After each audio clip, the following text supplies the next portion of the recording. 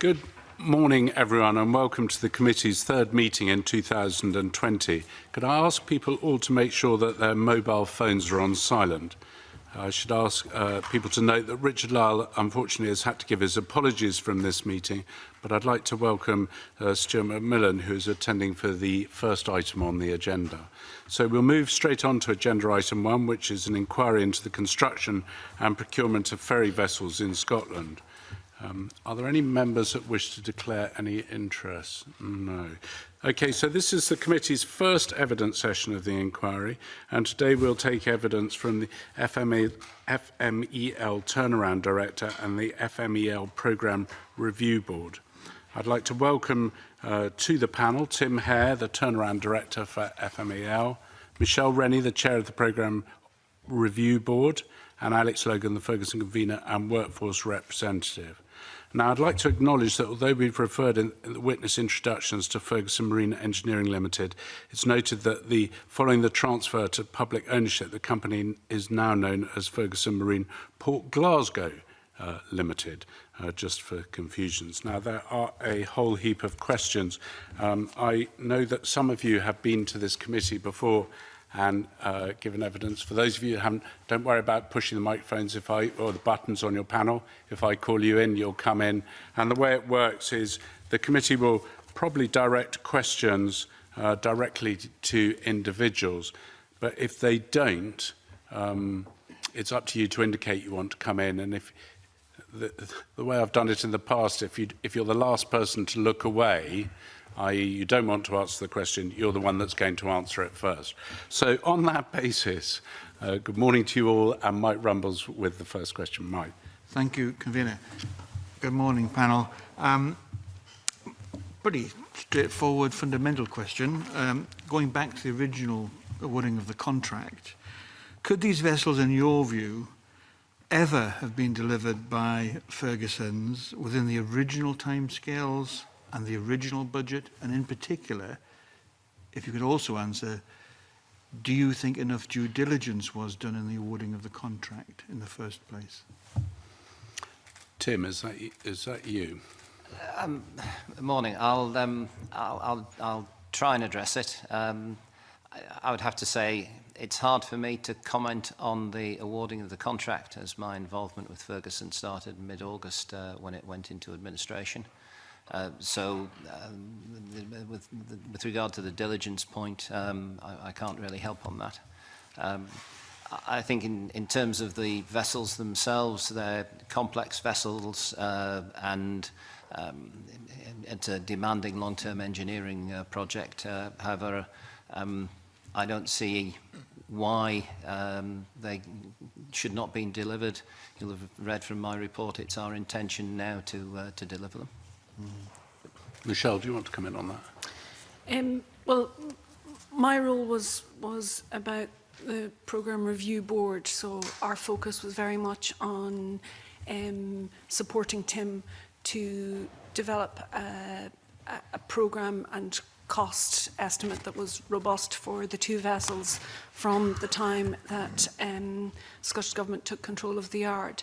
However, it's my understanding that CMEL believed that the tenders that they received were credible and deliverable at that time. Alex, do you want to come in and, on that particular point? Yeah, obviously we weren't involved in the design and the concept of it. But going back to that time, when the contract's awarded, a big boost for us. We've seen a long-term future. But when the context of the contract had come out, we questioned ourselves as the local workers that had been here a long time. How are we going to build two ships this size? The yard's not set up. They build two ships that size side by side and knock down the shipyard as we were doing during the contract. We're rebuilding, remodernising the yard, but we didn't see how they could do this, two ships at the same time and remodernise the yard, because they just didn't have the room. So what do you think were the main, I mean, we've got a hint of it there, but what do you think are the main drivers behind the increased costs and the delays that were experienced? What drove that? What in your view, in your opinion, was the main reasons for the increased costs and the delays? Probably the design. The design concept was never agreed from the outstart. As far as I'm aware, we've still got design technical problems. Previous Ferguson's, we had our own drawing office, we had our own design team, planning office. We didn't have that. It was exported out to Re-Energizing in Portugal. So it's difficult to get information from, if you need some information on a job, then you've got to go back to the drawing office, planning office, then it's got to go to Portugal for their approval, come back through all the system. So it could be a time delay in regarding for the information coming to the shop floor. So I find, not having a drawing office and no a direct place where we could get a quick answer on stuff, if it's going to Portugal, then it's a long, long time before we get the answers and before we can move forward with a contract. Now, I know I'm asking for an opinion, and I know you're saying, well, I'm asking questions really that predate some of your involvement. But do you have an opinion? Or in other words, were you surprised that the network, that the contract was awarded originally to Ferguson's? Were you surprised that they were awarded the contract initially? No, not at all. If you look at the history of Ferguson's, they built the Hebrides, Isle of Lewis, Isle of Mull, all the big ferries were built on time, on budget. So really what you're saying is, correct me if I'm wrong, I'm just trying to get it in my own mind, the reaction. It was perfectly normal. Due diligence from your perspective must have been done, and Ferguson's were perfectly capable of delivering it, and therefore there was nothing unusual about the award of the contract to them in the first place. Am I paraphrasing you correctly? Yeah, maybe no problem. We were more than happy with the award of the contract. The only thing that did concern us at the time was the size of the contract. And as I said previously about the space that we had got in the yard for building units and transporting them to the berth and putting them out. That was the only thing that we did question, because I knew for a fact we couldn't do, the berth isn't set up to build two big vessels that size of it, side by side. Okay, that's very helpful, Mr. Logan. But just in retrospect, because you must have looked back at the history of it, any comments from other members of the panel? Were you surprised that, knowing what you know now, that Ferguson's got the contract in the first place? I think Alex was there and has covered it. I genuinely haven't examined the detailed history of the contract award. I've been much more focused on the situation that we found and dealing with the recovery of the yard. Right. So you expressed no opinion as to any surprise or that you're in that position in the first place because of the initial award of the contract. There's not an issue as far as you can see. I'm just surprised. As far as I can see, there's no issue. But as I say, I've not examined it in detail, so I don't really have an opinion. Jamie, you wanted to come in on that. Thank you. Good morning, panel. Thank you for coming. Just to follow up this line of questioning, to Michelle Rennie, first of all, did you have any involvement whilst at Transport Scotland in this project up until 2019, or was that your first involvement in the project? No, I've had no involvement up to last summer. So to just clarify, we will have witnesses from Transport Scotland who were involved in the project come in to speak to us, I presume, at some point. So in other words, I don't want to start questioning Michelle speaking on behalf of Transport Scotland at this stage. I'm sure there are lots of questions for them as well, but they're not for you. Is that my understanding? That's correct. Okay, thank you. And therefore, can I ask Mr. Logan, I found your initial answer very helpful. It sounds to me like, whilst the response to Ms. Rennie said that CMA were encouraged that the project could and should be delivered on time and on budget, it seems to me that there were reservations in the workforce from quite an early stage that might be unachievable. Can I ask what was done about that at the time? As I said, bearing in mind from the workforce perspective, I've got to make this clear. Throughout this whole project, the workforce have done what they've done. If we get the drawings, we get the design, and we put a thing, we'll build it, and it will be done to quality, and it will be done on budget and on time. But if we're constantly getting changes, whether it be CMAL, if it's doing the changes, whether it be Re-Energizing, or whether it is ourselves. I mean, if we're constantly building and changing, there were no clear concept of this is the design and this is the final design. If we had the final design and it was all signed off by CMAL, I'm sure just now we'd have been much more further on the contract. We'll come to that point, I think, later. Yeah. Jamie, do you have any other particular points? Because no, we'll come on to other Colin, you want to come in on that? Thanks, Commissioner. I just really want to come back to the initial point made at the start. It's really to Ms Rennie and Mr Hare. Knowing what you know about the design, the ships that are being built at the moment and what needs to be done to deliver those ships, do you realistically think that the budget that was set right at the very start of the project was an adequate budget?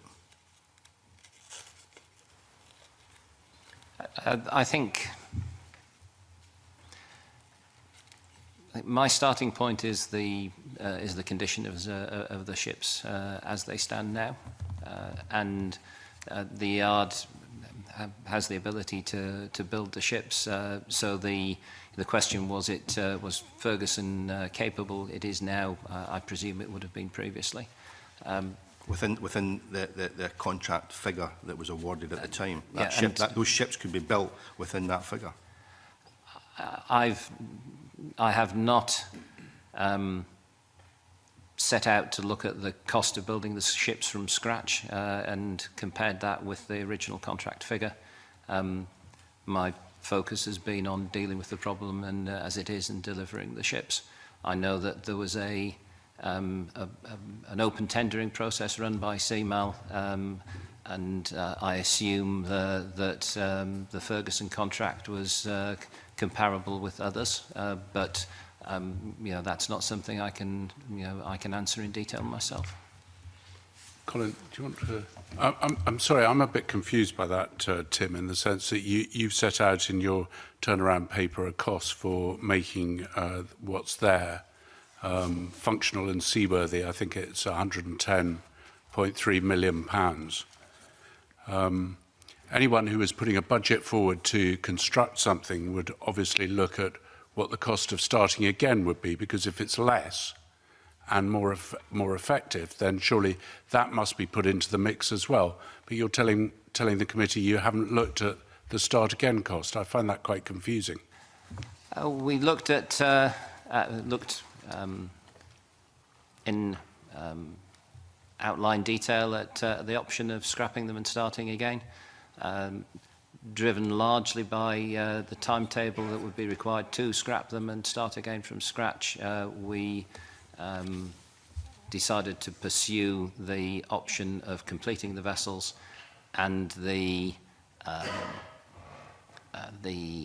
outline cost of starting again.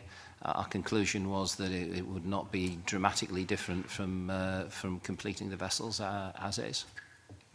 So, well, if you haven't costed it down right the way down, it's very difficult. That's a bit of a guess, isn't it? It's a guesstimate. And I mean, the question I'm trying to find out is, from the tax point of view, is a guesstimate sufficient? I think in the decisions to the best way forward, the best way to deliver the ships, the contracted ships in terms of timetable and cost, our decision was based on time and an assessment of cost, but not a detailed ground-up rebudgeting of the vessels. We had to make a decision early on which route was likely to get vessels delivered most quickly and most cost effectively. The decision was based on an assessment, but not a detailed rebudget of the vessels. Okay, there's a whole lot of questions that have come out of that from committee members. Maureen, did you want to come in there? Yes, the Deputy Convener. Thank you, Convener. Morning, panel. Mr. Logan, can I just drill down on something you said? You said you thought that the yard wasn't big enough, really, to deal with these two vessels. So my understanding would be that you would build the hull on the slipway, and then once all that was completed, you would launch it and then fit out the rest on a quay site. Yeah. So that was in sequence. Yeah. So are you saying there wasn't enough quayside, or can you just explain to the panel a bit, to the committee a bit more on that, please? Yeah, certainly. If you look at Ferguson's where it's situated, you've got New York Castles right beside it. You've got a concrete slipyard. It can take one big vessel and possibly a small vessel like the Katrina that we've done, the hybrid ferries. You could build 2 of them, but in my opinion, we could not facilitate to build 2 vessels that size so close together because the ground wasn't sufficient enough. If you started, which we did, we started the 802 hull and it was moved to the side towards the castle side and it was all kind of soft ground. So the more weight, if you started putting hundreds of tons of units on that, then it's going to sink. It wasn't sustainable to do that. I think the plan was build 801, so much of 802 and then transport 802 onto the slip where 801 was. So you're just moving, launch one, move one across, which is fine in concept, but for the build schedule we had, we couldn't have done it because it would have came to a complete standstill on 802 while 801 was getting prepared for launching. So going forward, we are where we are now. Yeah. Is it possible to do them now? Well, 801's in the water. It's already launched, so 802 has been moved across onto the solid berth. And so it's just fabricating and moving on with the concept and the design. Once we get the design, we can move forward. I think we'll come on to adding weight later on. Thank you. Thank you, Maureen. Stuart, followed by Mike Rumbles. It's just a very small question to Mr Hare on costs. I just want to be clear in my mind that there are 2 costs. There is a cost that the customer is going to pay the supplier, and there is a cost to the supplier to produce what is being delivered. And these will rarely be exactly the same because the supplier hopes to make a profit and therefore have a lower cost than the one the customer would be charged. But in this case, it looks like it was the other way around. In other words, there's a loss. So when we talk about costs, was it, as far as you're aware, recognising you're recently on board, a fixed price contract for CMAL? And how did the costs that CMAL were expecting to pay relate to what it might have cost the yard to build it in a properly managed situation? It was a fixed price. Is a fixed price design and build contract, so CMAL CMAL expected to pay the contract value plus any negotiated variations to contract. Sure. I assume that Ferguson Marine expected to make a profit from them. I have not examined the accounts and the assumptions from 4 years ago to find out what they expected to do in terms of making a profit. But it would be normal business that the costs internally would be lower than the sale price because the expectation of a commercial company is they're doing it to make a profit. It would be, yes. That's fine. Thank you, Convener. Mike Rumbles, followed by Angus. Thank you, Convener. I just wanted to come back to Mr Hare. Mr Hare, you're the turnaround director, and I understand what you're saying to us, that you're focused on the future, getting it right for the future. But surely, as a turnaround director, you must have examined all the lessons to be learnt from what has happened up till now, rather than saying that's not for you. Surely the turnaround director, if he's doing his job right, would look at what has happened to ensure that similar or the same mistakes aren't repeated. I think the approach I have taken is to understand the way that the business operates now, understand where there are shortcomings in the existing process, and set out a programme of work to correct them. I've never found that holding a post-mortem of how the decisions were taken that created those shortcomings in processes has generally, in my past experience, not added a great deal. I find it better to examine where the current processes fail and put steps in place to correct them. Angus, followed by Peter. Okay, thanks, Convener. Good morning to the panel. It might be helpful for the committee, and just to state for the record, that the cost of the Loch Seaforth, which does the Ullapool to Stornoway run, which was built in Poland and Germany, was 42 million. So if 2 Loch Seaforths cost 84 million, then 2 smaller ferries are presumably deliverable for the 97 million. Would you agree?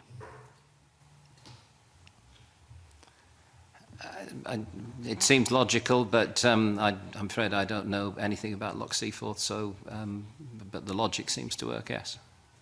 Okay, because the 801 and the 802 are smaller vessels than the Loch Seaforth. So, but anyway, just for the record. Okay. Peter. Yeah, it's a question to Mr. Hare. I mean, I want to drill down a bit more about these costs. We agreed, the agreed price originally for the 2 vessels was 97 million. You now have 2 vessels, one in the water, I assume 3/4 built, one on the slip, half built, would be fair to say. Would that be fair to say? And therefore, you know, you have 2 partially built ships there, and yet it now seems to be it's going to cost 110 million to finish something which is pretty well on to be in well, one of them certainly a recognisable ship, the other one on the dock is further away, I assume, but there are assets there, and yet the final figure now is another 110 million. I can't get my head around that, why it's costing so much more to finish these vessels, given that you have already got, you know, 2 vessels partially built. I think, although the one in the water looks complete or close to completion, in actual fact, it's a very long way off completion. I know the committee is planning to visit the yard during February, and I'd look forward to taking you onto the ships and letting you see the actual state of them. So the ships are much further away from completion than they look from a distance. But nevertheless, you've got an asset there. You've got a ship that's in the water and floating right now. There must be some value in that, surely. There is a value in it. The number of 110 million has been arrived at by a very detailed examination of the 2 vessels, an understanding of the work, the rework that needs to be done in order to bring them up to a viable standard. The costs of running the yard whilst the vessels are reworked, and the yard itself, its processes and controls are fixed, and the cost of running the yard whilst the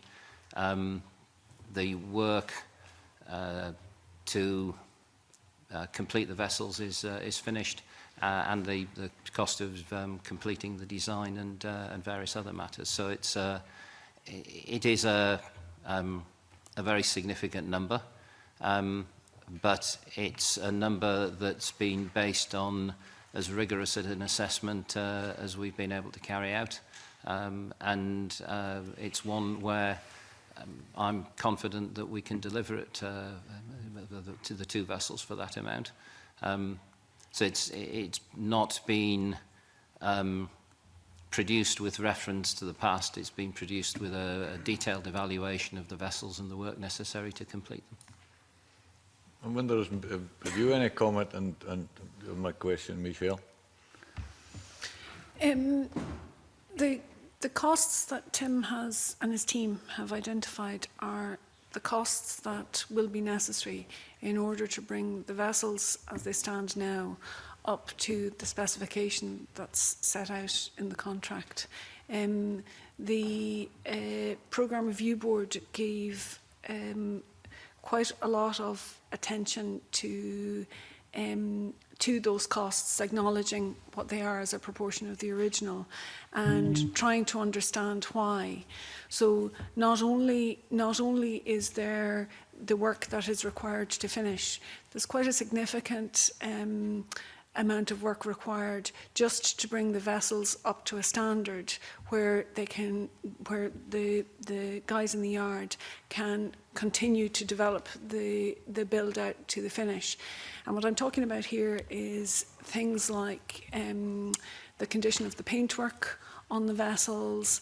There's some work that has taken place, I think, as a result of the issues around the design and the design approvals, which will have to be redone. So some elements will have to be taken out and redone just to facilitate other works.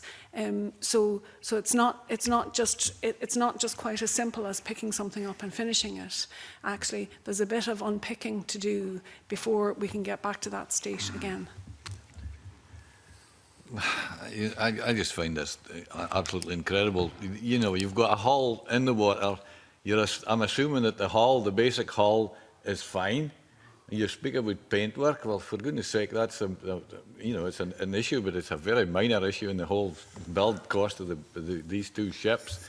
Even if you've got to unpick some of the stuff that's been done, how the heck do you get to 110 million, which is more than what the original cost was to start from scratch with a pile of steel and nothing?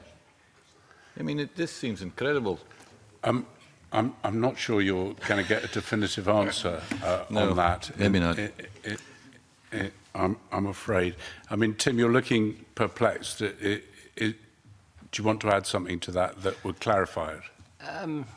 So I wasn't meaning to look perplexed. I think I understand the concern. All I can say is that the process that we've gone through to establish the costs of fixing the vessels, fixing the business, and completing the ferries has been as rigorous and detailed as it's possible to be.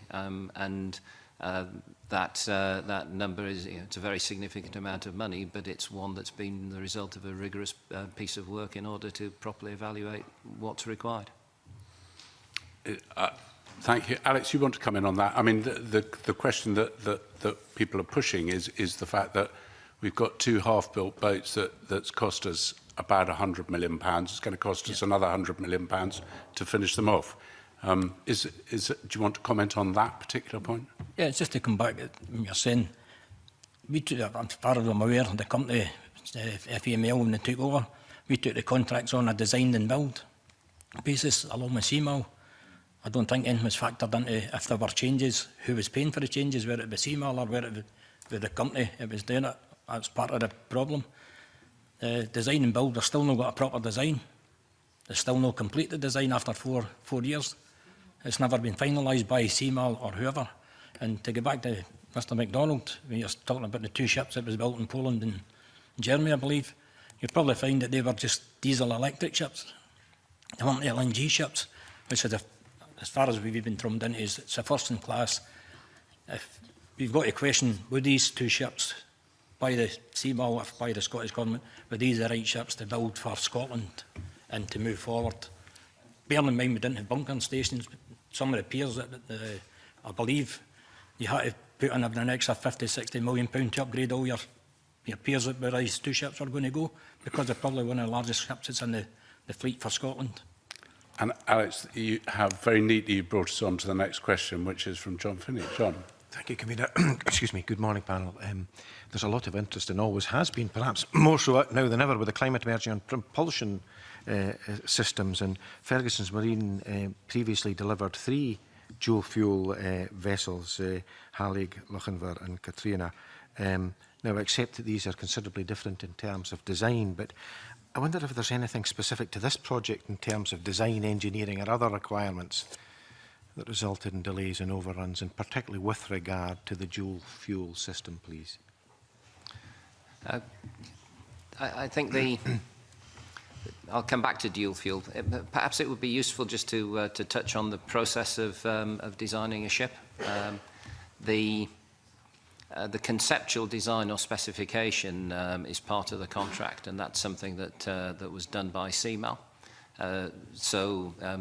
CMAL produce a an outline design of the vessel that is required to meet the service requirements, with a reasonably detailed specification, including what type of engines and an outline of the ship. That conceptual design is the basis of the contract. It's what shipyards bid against. Once the contract is placed, the first stage, which is the responsibility of the shipyard, is to take that conceptual design or specification that's part of the contract and turn it into a basic design, which has, as key elements, it's got that contains the detailed structural steelwork, scantlings in the jargon, system schematics of how the pipework is going to work in general diagrammatic terms, and I guess various other matters.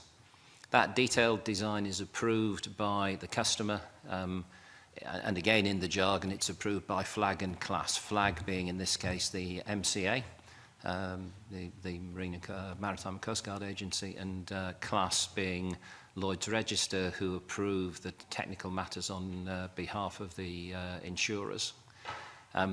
So once the basic design has been done by the shipyard and approved by those three bodies, it's then turned into a detailed design with 3D models that says exactly which piece of equipment is going to go where and what pipe run is going to happen when, and then that's turned into production information which Alex was referring to previously. So the word, and the reason that I'm trying to set out the process is that the word design is used in three contexts.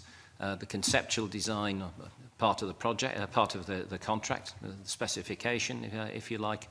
The basic design, which is the first maturity of that done by the shipyard, and the detailed design, which the vessels are eventually built to. Are you able to, excuse me, are you able to say then, Mr. Hare, with regard to what the layperson would refer to as design, whether that process was followed as you would expect in relation to both these vessels? And yeah, I'm happy to comment on that. The conceptual design, which was done as part of the contract, was clear, and there was a reference before to changes. There is, as part of the contract, a change management process.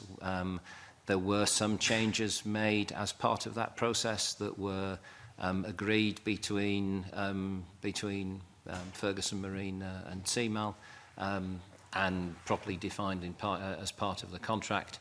And to give an order of magnitude of those changes, those agreed changes were worth £1.5 million in contract variations on, as you've said, a £97 million contract. So the conceptual design was stable, and the changes were small and managed in a controlled way. The basic design, which is the shipyard's responsibility, and which requires sign-off of owner, class and flag, as I said earlier, is still not fully complete. The roughly 5% of the sign-offs that one would normally expect in the basic design to be completed within around 6 months of the contract being placed were not completed, 5% were completed, 95% were not completed when we took control of the yard in August. And one of the tasks that's going on at present is to complete those basic design sign-offs so that the design basis of the vessel is solid. And one of the problems, one of the causes of the problems of the yard is that although the vessels have been built and they are significantly less than half built even now, but you'll see that when you visit the yard. The vessels have been built, but there are basic design elements that have still not been approved by the three parties, and where there are changes required to the actual physical construction of the vessels in order to have what's been built comply with the design sign-offs, which would normally have been done in the first 6 months of the contract.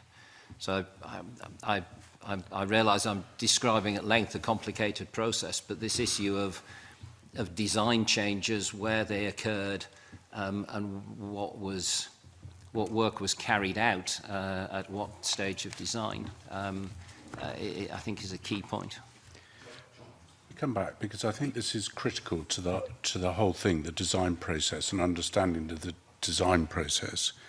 And I think it's very interesting, Tim, what you've said. I think what the committee would be useful to hear is that I think that the conceptual design, which you've talked about, and then the basic design, which hasn't been signed off, or 95% of it hasn't been signed off, when the yard was taken into public ownership, I think in August of last year. That is some 4 years after the contract was awarded. When, in your mind, under proper management and clear management, not only from the contractor but also the person who takes on the job, should those warning flags should have been raised? Because it appears to me that we're only hearing about this 95% problem now. The committee visited the yard on the 29th of October 2018, and we were made aware there were some issues, but we weren't aware that all the drawings hadn't been signed off to that stage. Should not only CMAL, but female and this Parliament been aware that there were problems with the design earlier? I would have expected I would say, based on conversations with people who have spent their careers in the shipping industry and are intimately familiar with these processes as well. I would expect the basic design elements to have been signed off in the first 6, 9, 12 months. I mean, it's not a single process. You know, a design matures over time, so you know it doesn't get completed, signed off, and then the next phase started. You know, there are elements of design which are developed and signed off, and then the next element's developed and signed off. But accepting that it's a process of maturity, I think I would expect those basic designs to have been signed off in the first 6 to 9 months of the contract. Okay, so just coming back to John, if I may. So the committee received correspondence on the 9th of November 2017 by the then Minister for Transport, Hamza Youssef, received correspondence from Michael Matheson on the 16th of August 2018, and received correspondence on the 17th of June 2019, all of which are considerably past the 9-month period that you have alluded to, just saying that the ferries were going to be delayed and they weren't going to be produced on time. Do you not think the committee should have heard more at that stage, on each of those stages, about the problems that we're facing, which seem to be, from your own definition, legion? I think the point at which we became aware of the design matters was in the assessment of the condition of the vessel, and which you know, started. Have we got the approval of the design? I don't mean to be evasive, and I'm not trying to be, but it's really difficult for me to say what the committee should have been told 2 years ago. Maybe, and I'm going to go back to John, and I apologise for asking those questions. For me, it's important as the process. Thank you, Convener. It is helpful. I'd like to hear Mr Logan's view on this, because, as I alluded to before, a skilled workforce delivered 3 quality vessels previously in a dual fuel, and I wonder what was different about this, Mr Logan, and particularly, is it down to what was seen as an innovative design in respect of propulsion, or what was different about these 2? The difference for these contracts is the 3 small vessels you're talking about were just small vessels. Yeah, I appreciate much different in scale, but presumably in process. In process, all the design work was on the 3 small ferries. All the design work was all signed off and done, so it was just all the plans were all there. So once the first one was designed in concept, we moved on to the second hybrid ferry. There were design changes again, so we was upgrading the batteries, the different design from the first one, and then the second one just followed on. The design, everything was concept, was all signed off, done, delivered. We had all of the drawings, and we just move forward. But this one is no so simple, because the changes on the ship, you're building a ship, we could see some of the design changes, design flaws, but because it come from Portugal, the mooring decks on the front, we knew as the workforce that they weren't up to standard what they need, the thickness of the deck plates. But because it was on the concept and on the design, we were told to go ahead and build the unit. So the unit has been built, and we know for a fact that it's got to be looked at again. So the design was never in place, it was never signed off. We were building it, and maybe 2 weeks later, after building the unit, we've got to change a design, and it come back from Ferry in Portugal or whatever, and we had to change the concept. So it was all time and money, wasted time building the unit, scrapping it back again and starting again. So we haven't we've not got a concrete design and a finished drawing, finished article. Everything had been signed off and finished, and we've got a concept for a design. I think that's where CMAL and FML fell down. I think that they got to that stage, they come to loggerheads, they wouldn't agree on the design, we wouldn't agree, so we couldn't move forward. So it just came to a standstill, and it was just a kind of standoff at OK Corral, just who's going to cave in first. Mr. Logan, I'm not in any way critical of what's a skilled workforce, but presumably if people who have all these skills, engineering skills, say something doesn't look to be, I don't know, the right thickness, the right position, yeah, whatever, that would be shared. Who would that be shared with, and what was the response when it was shared? Probably be shared by shared with concern from the drawing office to the design office. It'd be concerned, you'll probably find most of the stuff you go to owner's observations. We had 2 CMAL personnel on board that went in. You'll probably find that they have put owner's observations in, but because it's came on design, part of the design package, then it's got to be agreed, it's got to be changed. So then it get back to start again. So we weren't involved. We could only say we didn't think it was right in our eyes as a skilled workforce. But because it was a concept of design had already been put under the drawings from Lloyd's or from MCA, we just built to the specification that the drawings are provided for the personnel on the shop floor. And finally, because I'm conscious there's a lot of questions, but Mr. Logan, with the concerns raised by the workforce about what they saw were the shortcomings of this, will they be recorded somewhere?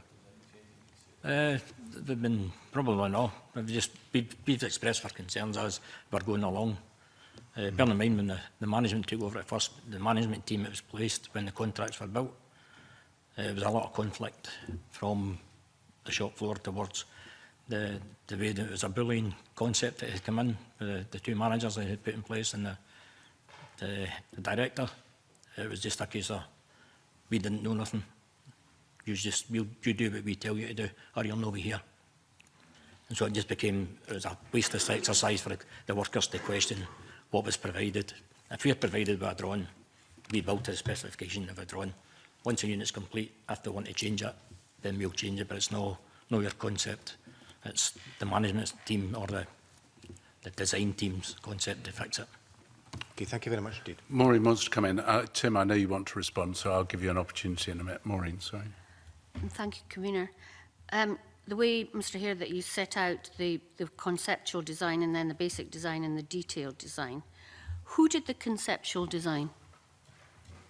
The conceptual design was carried out either by CMAL with the, I think, assistance of a third-party specialist naval architecture firm. And so that conceptual design was CMAL's responsibility, and it was used as the basis of tendering for Ferguson and other shipyards. So having agreed that conceptual design at the contractual stage, then it's the yard's responsibility to carry that forward through basic design and into detailed design. So the naval architects who CMAL got to do the initial design was who? I don't know, I'm afraid. Well, it's Holder Marine, isn't it? Yes. And you only need to go onto their website. Yes, I and think they tell you I think you're right. Holder Marine. Yes. So they did the conceptual design for CMAL, and then that was put out to tender, and FEMAL won the contract. Yes. Right. At what stage, or why was Holder Marine not given the job, as far as you're aware, to carry on with the basic design and the detailed design? I've not examined that question. My understanding is that Holder doesn't necessarily have those capabilities, but it would be normal for a shipyard to carry out the basic design and detailed design as part of their responsibilities. And it would normally be the same contractor to carry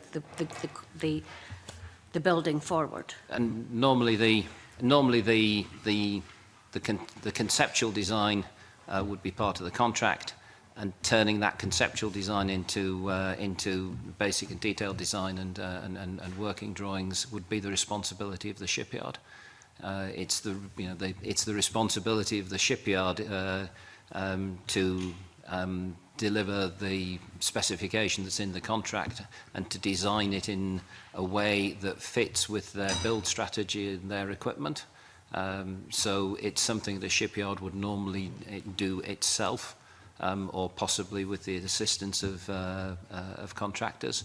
But on the basis that each shipyard is different and each shipyard has different equipment and goes about building things in a way that fits their own infrastructure, then it's normal for shipyards to take responsibility for the basic design and detailed design themselves. Okay, in your experience... Sorry, Michelle wants to just, because she was disagreeing, I think, briefly with what Tim said. It's just on that point. The purpose of the conceptual design really, and I understand that you'll see people from CMAL again and they'll be able to talk to you in more detail about this, but the purpose of the conceptual design is really kind of to prove a concept that this design is capable of being taken forward and a vessel produced as a result.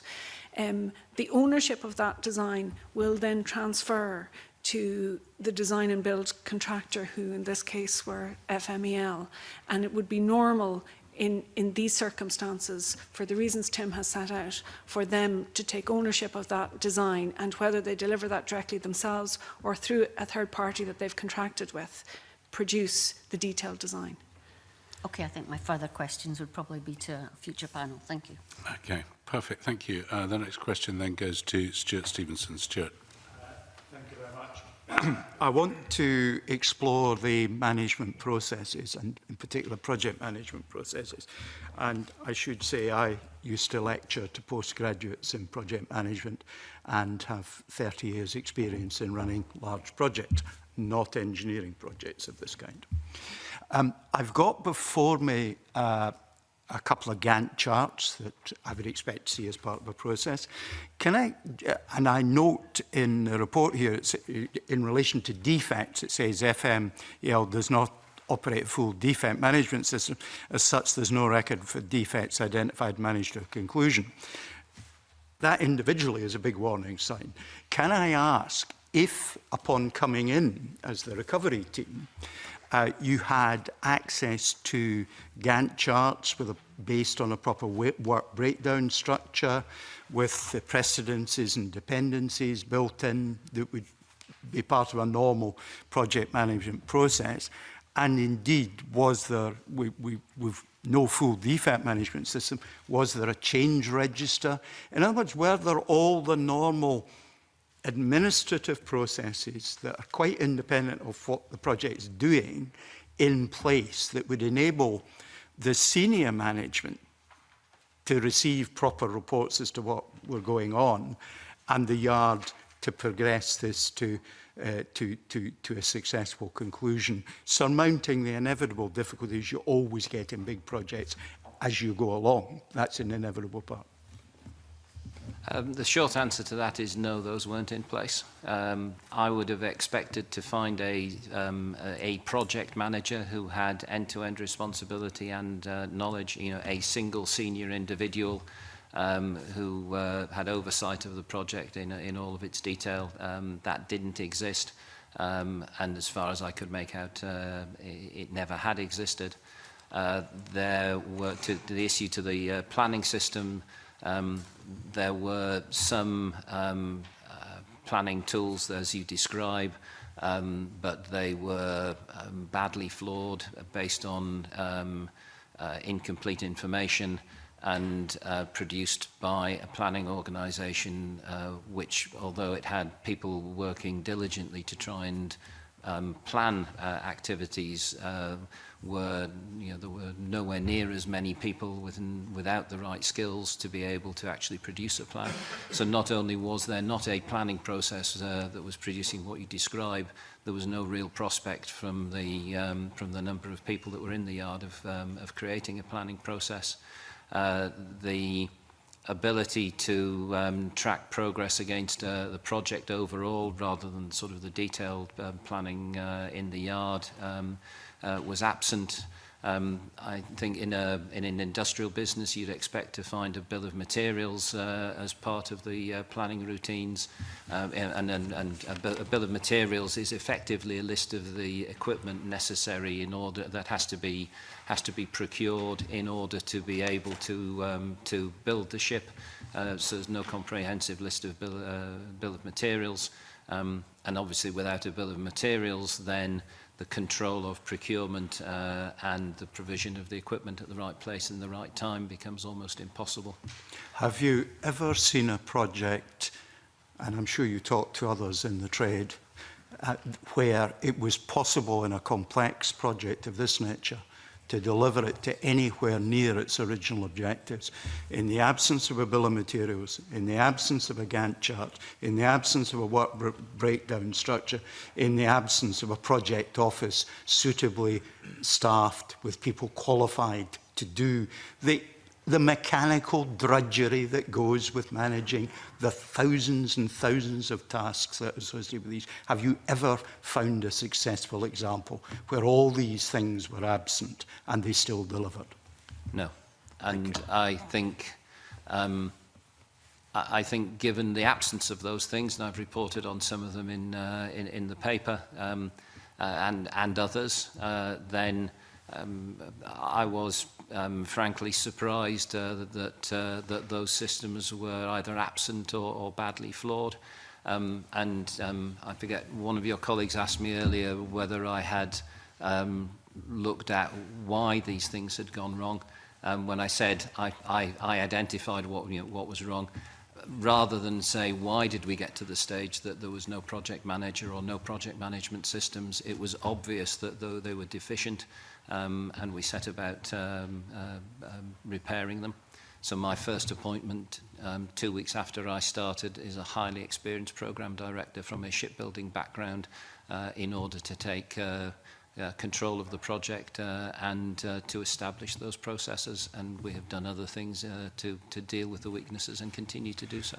I've just got two short things to add to that, because I think we've got the fundamental before us now. And in relation to change management, was there a register of requested changes, and did that register reflect to whom these changes were allocated for action? There was a register of changes under the contract. It included changes requested by both CMAL and FMAL, and some of which, if I remember rightly, there were about 110 changes in the register. 81 of those were agreed and implemented. Of the 81, I think 46 were FML requested changes, the others were CMAL requested changes, and the net effect of that was the £1.5 million impact on the contract I described earlier. So in relation to a project of this size, that was quite a small change register, with only a couple of % effect on the financials, suggesting that there were probably lots of other changes that might not have been in the register. I see Michelle Rennie itching too. It's quite important to be clear about what we mean by change. Yes. Because there are changes and changes. Yes, indeed. So in the scenario where you have a where you have elements of a design which are where the whole design is incomplete, so there is no overall kind of coordination happening. There are elements of the design which, and as Tim set out, the design itself is quite an iterative process, so it needs to take into account the elements that are already designed. And where there are elements that conflict with future elements, or where there are elements where there are pieces of plant and equipment that are out of specification, there may be a request to change those, if you like, to bring them back into a specification. But that doesn't represent a change to the original contract or to the original specification. But and ultimately, it shouldn't result in a net financial benefit to the contractor. But do forgive me, I'm operating at a slightly lower level. Although that, I accept what you say, it would nonetheless be a change in that it would require a task to be undertaken as part of the project to effect that change, and therefore would need to be part of the project plan to ensure that that was allocated, undertaken and signed off. Correct, and it should be picked up as part of any normal quality management. Sorry, can I just go back to the one omission that has now emerged is I didn't hear anything about changes coming from the design contractor. And yet we heard from Mr. Logan and otherwise that there were changes coming from that source. Was there no register of the changes coming from that source, or no information that covered that? I answered in the context of the change register that applies to the contract. Right. The change register that applies to the process of creating the basic design and the detailed design and the working instructions that that the ship's built to, as Michelle quite rightly said, the change register that applied to that process was a mess. Some changes were properly recorded, many changes were not properly recorded. Some drawings were updated, many drawings were not updated. They were updated in the form of sketch rather than formal engineering changes. And so that as part of that basic design, detailed design process, those changes and the change register related internally to the business was very much lacking in detail, shall we say. And the ability to track changes and the reference to in the report to change control relates to internal matters largely, and the owner's observations that is also related, also reported, were not. There were not changes, in my view. There were areas where CMAL had raised concerns about what had been carried out and its compliance with the contractual design, the concept design, and rather than changes. So arguably that was a fault that leads to a change. Arguably it's a fault that leads to a change as we've worked through the owner's observations with CMAL and tried to address them. Nearly there. The majority of them are execution of the detailed and basic design, or issues relating to sequencing of design and work. My final question is probably almost a one-word answer, which is just simply having seen all this, and you've put in place, as you've told us, processes that are fit for purpose. Are you now confident you've got a plan that is of the character that it should be, and that that plan is fundamentally different and of a better order than what you inherited?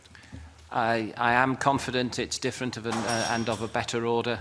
Obviously, given the scale of the turnaround in the business processes, we are not at the end of those process changes, but we have made a good start. The planning is robust enough that I can be confident in the basis of the report, but there is still a heck of a lot of work to do to get the processes to where they need to be. Sorry, that wasn't one word. Okay.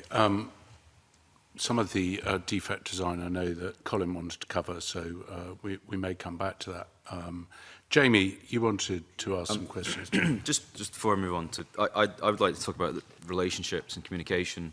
But before I do so, can I ask Mr. Hare, when you went into, you submitted to as a report on the 9th of December, the turnaround report. Can I ask, when you went into the yard, obviously being new and fresh to it, did you go in there with a fairly open mind as to what you might find and who might be responsible for some of the failings to date? Absolutely. So can I ask, therefore, is it your view, given that the executive summary at the beginning of your report, in my interpretation of it, and please correct me if I'm wrong, puts 100% of the blame of why we're in the situation we're in onto the former management of Ferguson Marine, not CMAL, not the workforce, not Transport Scotland, not Scottish Government ministers. My interpretation of your executive summary is that it is entirely down to the former management team at the yard. Is that correct?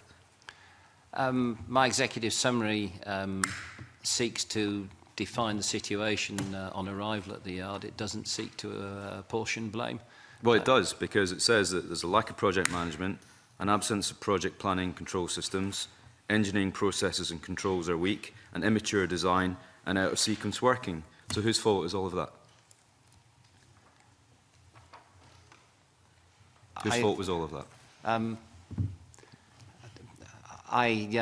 Those are your words, so I'm asking you. They are my words. I stand by that as an assessment of the situation that I inherited.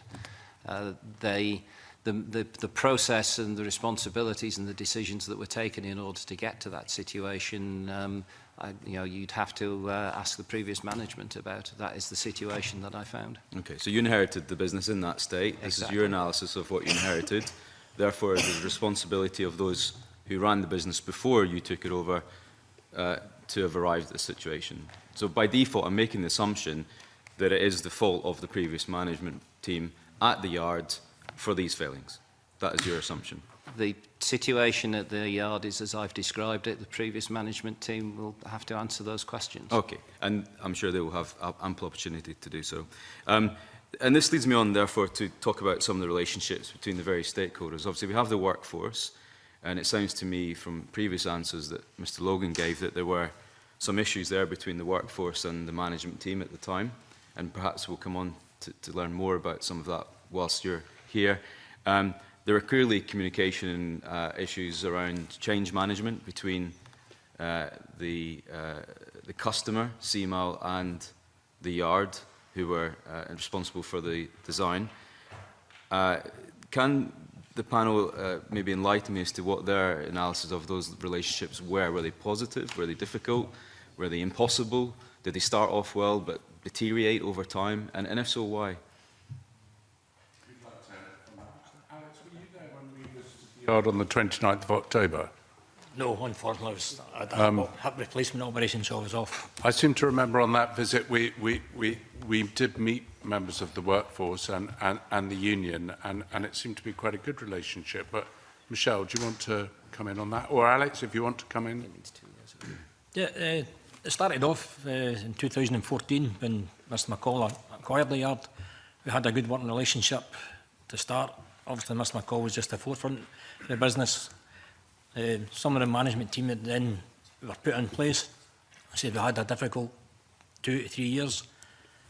We thought we still had a trade union recognition agreement, and then I think it was 2016-17.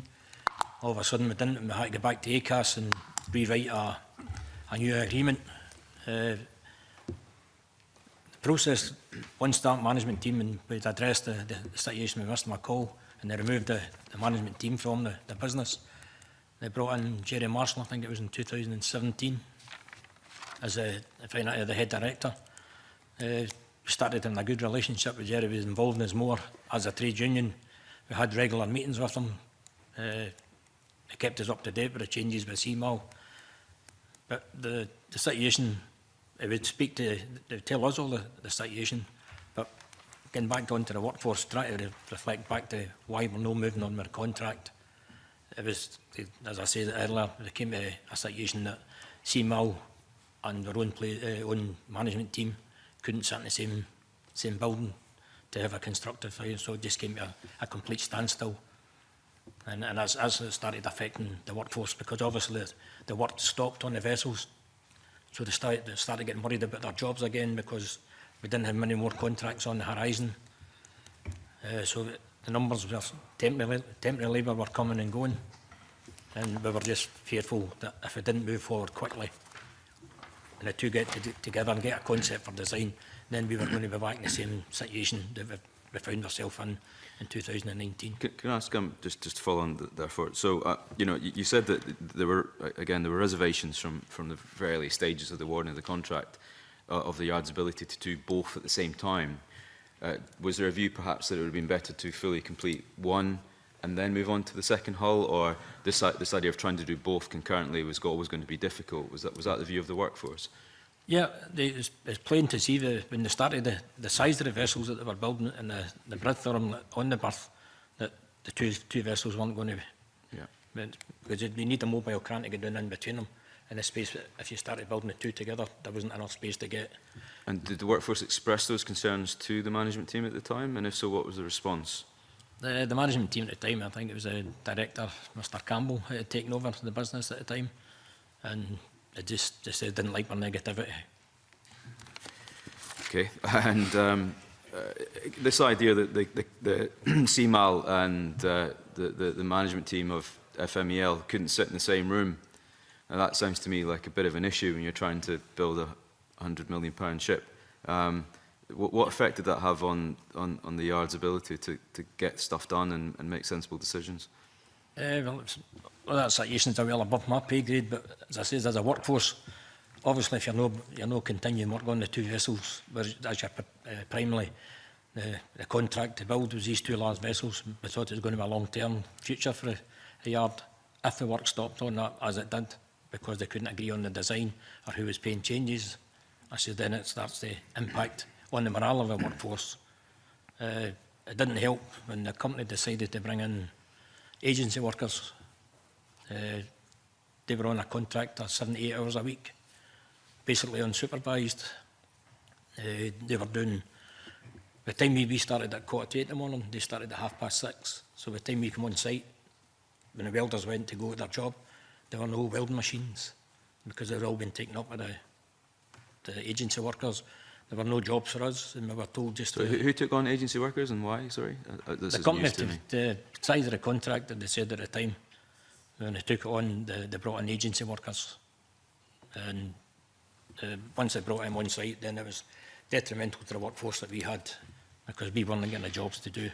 We were coming in, skilled welders, skilled platers, didn't have a job because the jobs were all manned up by, or all the welding machines were taken up by agency workers. So then we were standing about doing basically nothing, take a brush and brush up. And maybe I'll just close on this one because there's lots of more questions. But just on this idea of communication, especially around change, obviously I appreciate there are small changes and there are big changes. And those changes can come from either side. They could be requested by the Yard or they could be requested by the customer.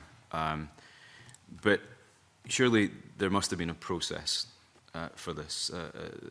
Any sensible customer and indeed contractor would have a predefined process for how they manage these changes. But if that relationship had broken down, which it sounds like it may have at some point, what effect would that relationship breaking down have on the ability to manage these changes successfully? If the two people can't sit in the same room and agree on an outcome, then surely at what point would somebody say, no, enough's enough here? Either CMAL or the Yard would say, look, we just simply cannot proceed on this basis if we can't sit and manage and negotiate these substantial changes.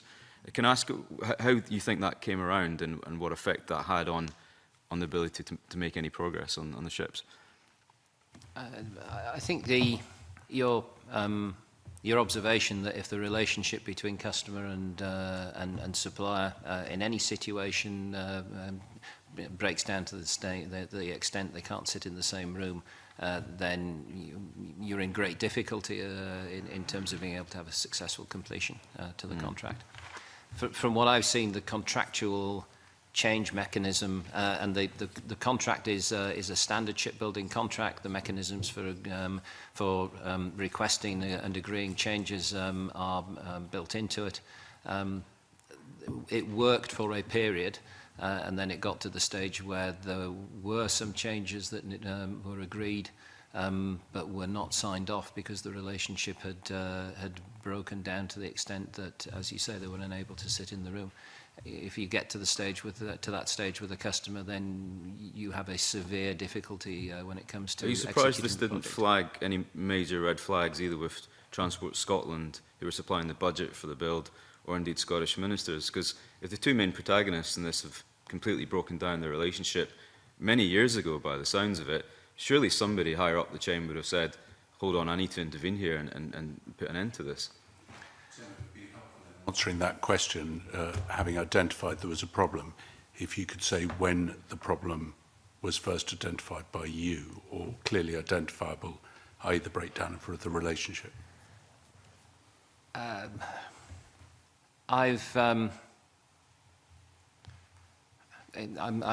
think I'll have to take that one away and write to you in terms of the point at which there was a proposed change which was not signed off, because I'm afraid I can't remember the date off the top of my head, and I think without wanting to avoid the question, I think CMAL might be, and others might be able to better answer the point at which the relationship broke down.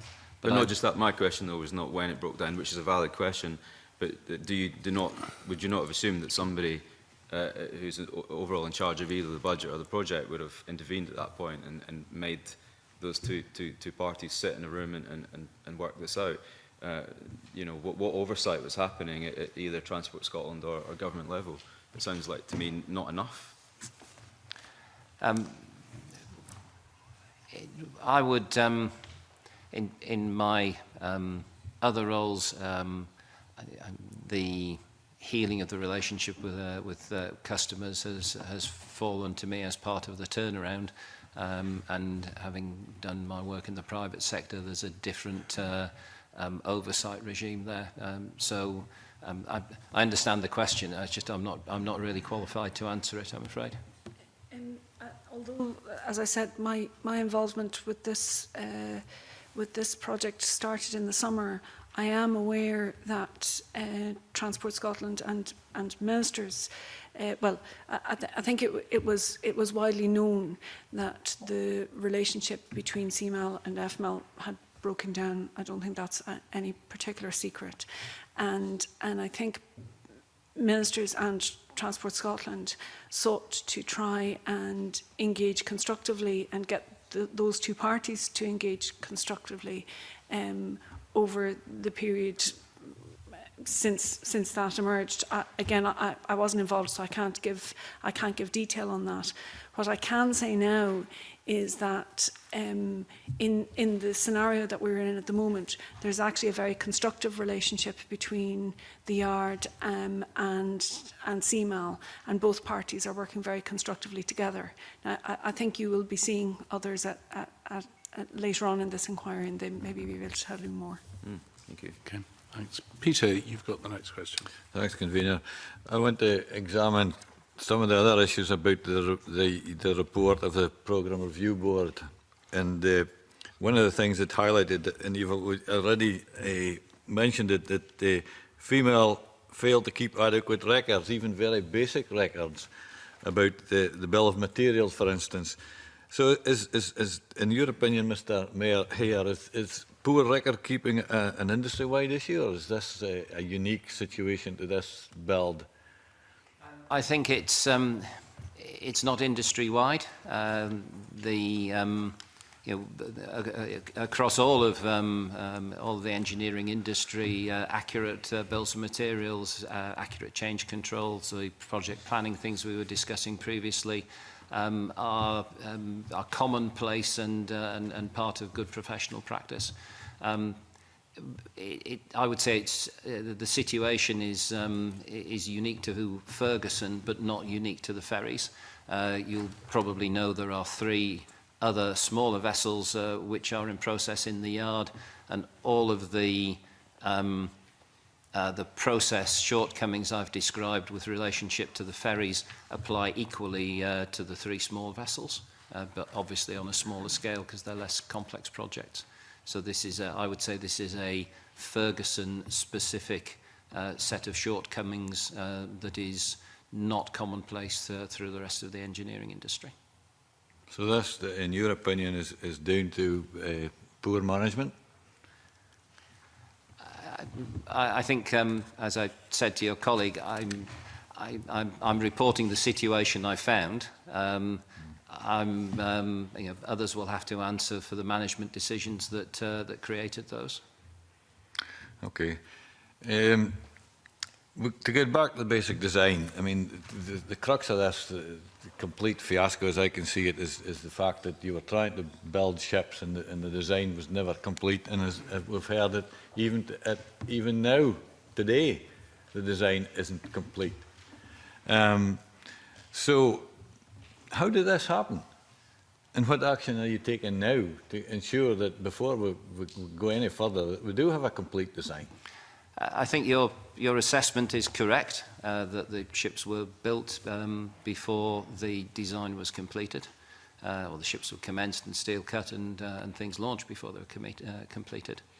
The process that we're putting in place, and as Michelle said, working closely with CMAL, is to go through the design process effectively from scratch, complete the basic design, get the elements of the basic design that need to be signed off by class flag and owner signed off, deal with the various observations that have been made where physical work doesn't comply with the design, and restart the design process having solidified the basic design in a controlled way with proper detail and in the right sequence, because one of the points that we've not touched on is that if the design is correct but the work is done in the wrong sequence, then that's as bad as doing it wrongly in the first place.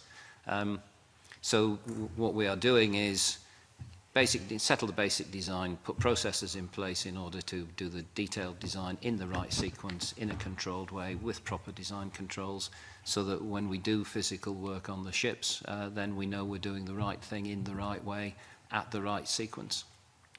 So does that mean that there is work ongoing on the ships now, or are you still holding back because you're still waiting for this final design? I mean, you make it's so important that you do things in the right sequence. So does that mean that nothing's happening on these ships now because you still wait this final design? No, there is work going on the vessels. The overwhelming majority of it is rework. So as you'll see when you come to the yard in a few weeks' time, there is an extensive program of coating repair on 802, which has been going on since October and still has some work to run. There's repairs to be made on 801, so that the work we're doing is rework with only a very small amount of new work. I mean, the design that have been subcontracted to this Vera Navis company in Portugal. In your opinion, is the wholly ineffective design process down to the management at female, or is it down to the subcontractor Vera Navis not being up to scratch and not being able to do the work timiously and correctly? Who in your opinion, are the main problems as far as getting the final design sorted? Okay. Just to be clear, Vera Navis own a part of the process. So the design process is that the design work and calculations are done in Ferguson, detailed design and some of the basic design and some of the detailed design. The output of that process is sent to Vera Navis, and in the past they have had people on site at Ferguson.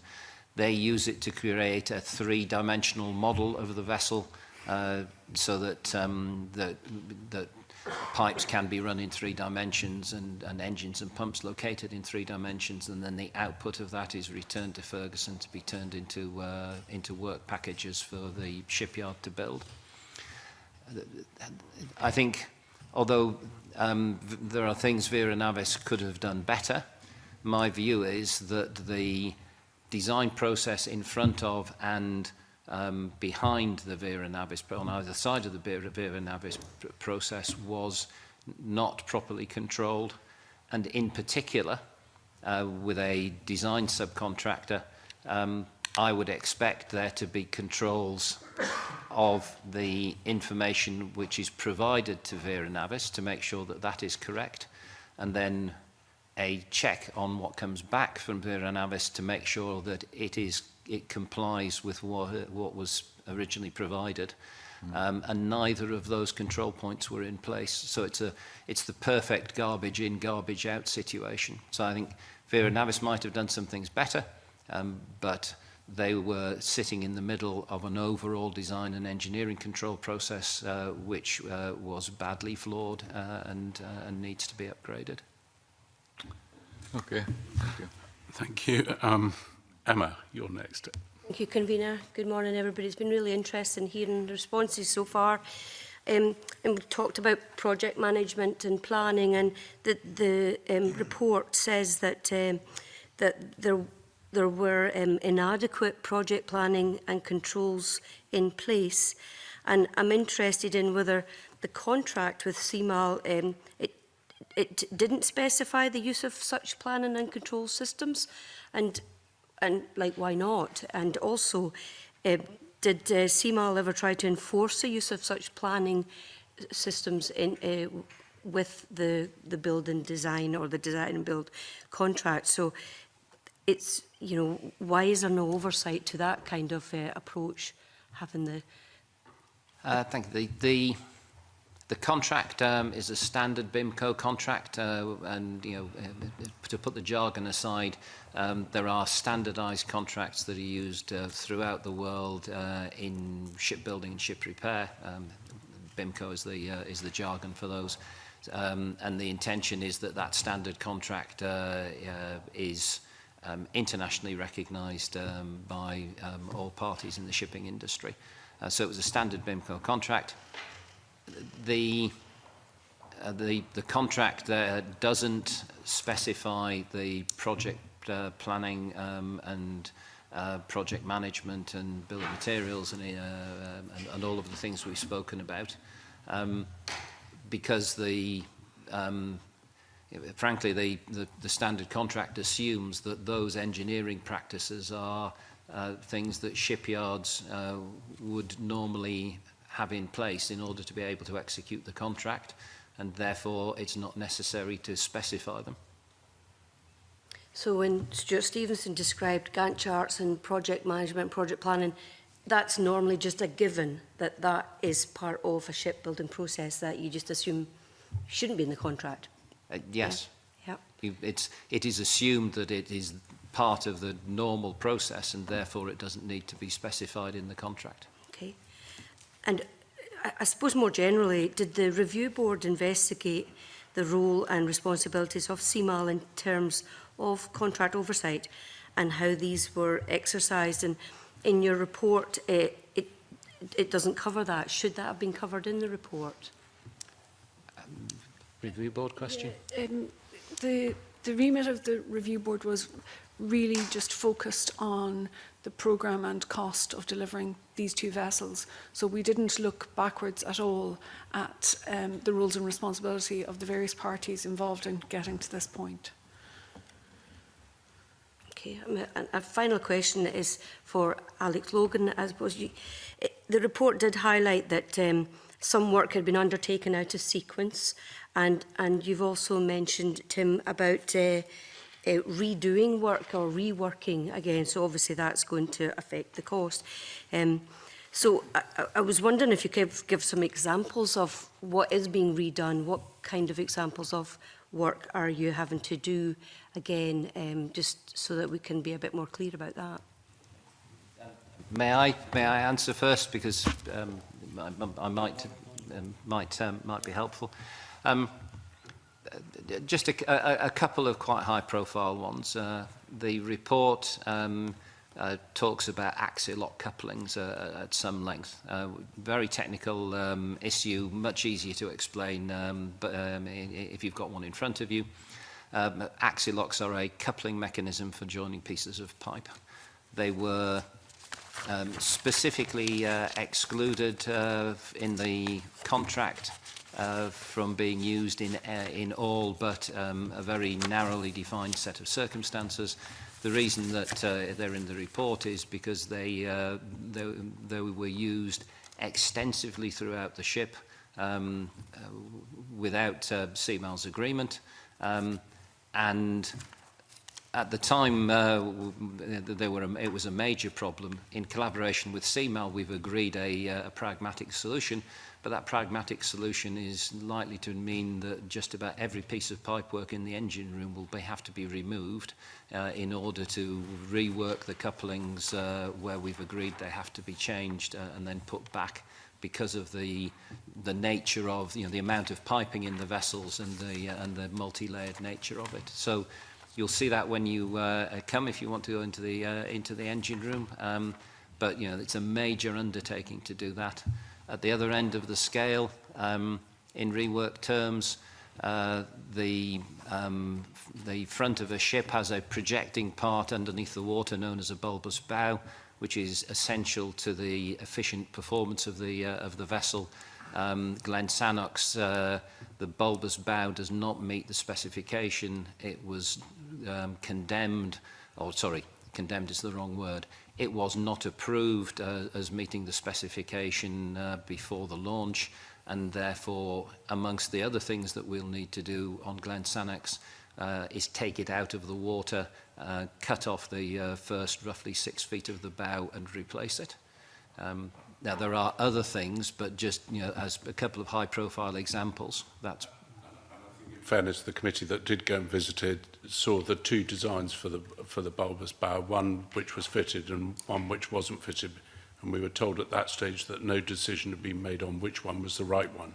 So maybe we'll be enlightened in due course. Alex, do you want to come in on that? Just to reiterate what Tim says, the paintwork has been all upgraded now. Obviously, the weather in Port Glasgow, as Jamie will probably know, we've all got web feet in Port Glasgow, it does nothing but rain.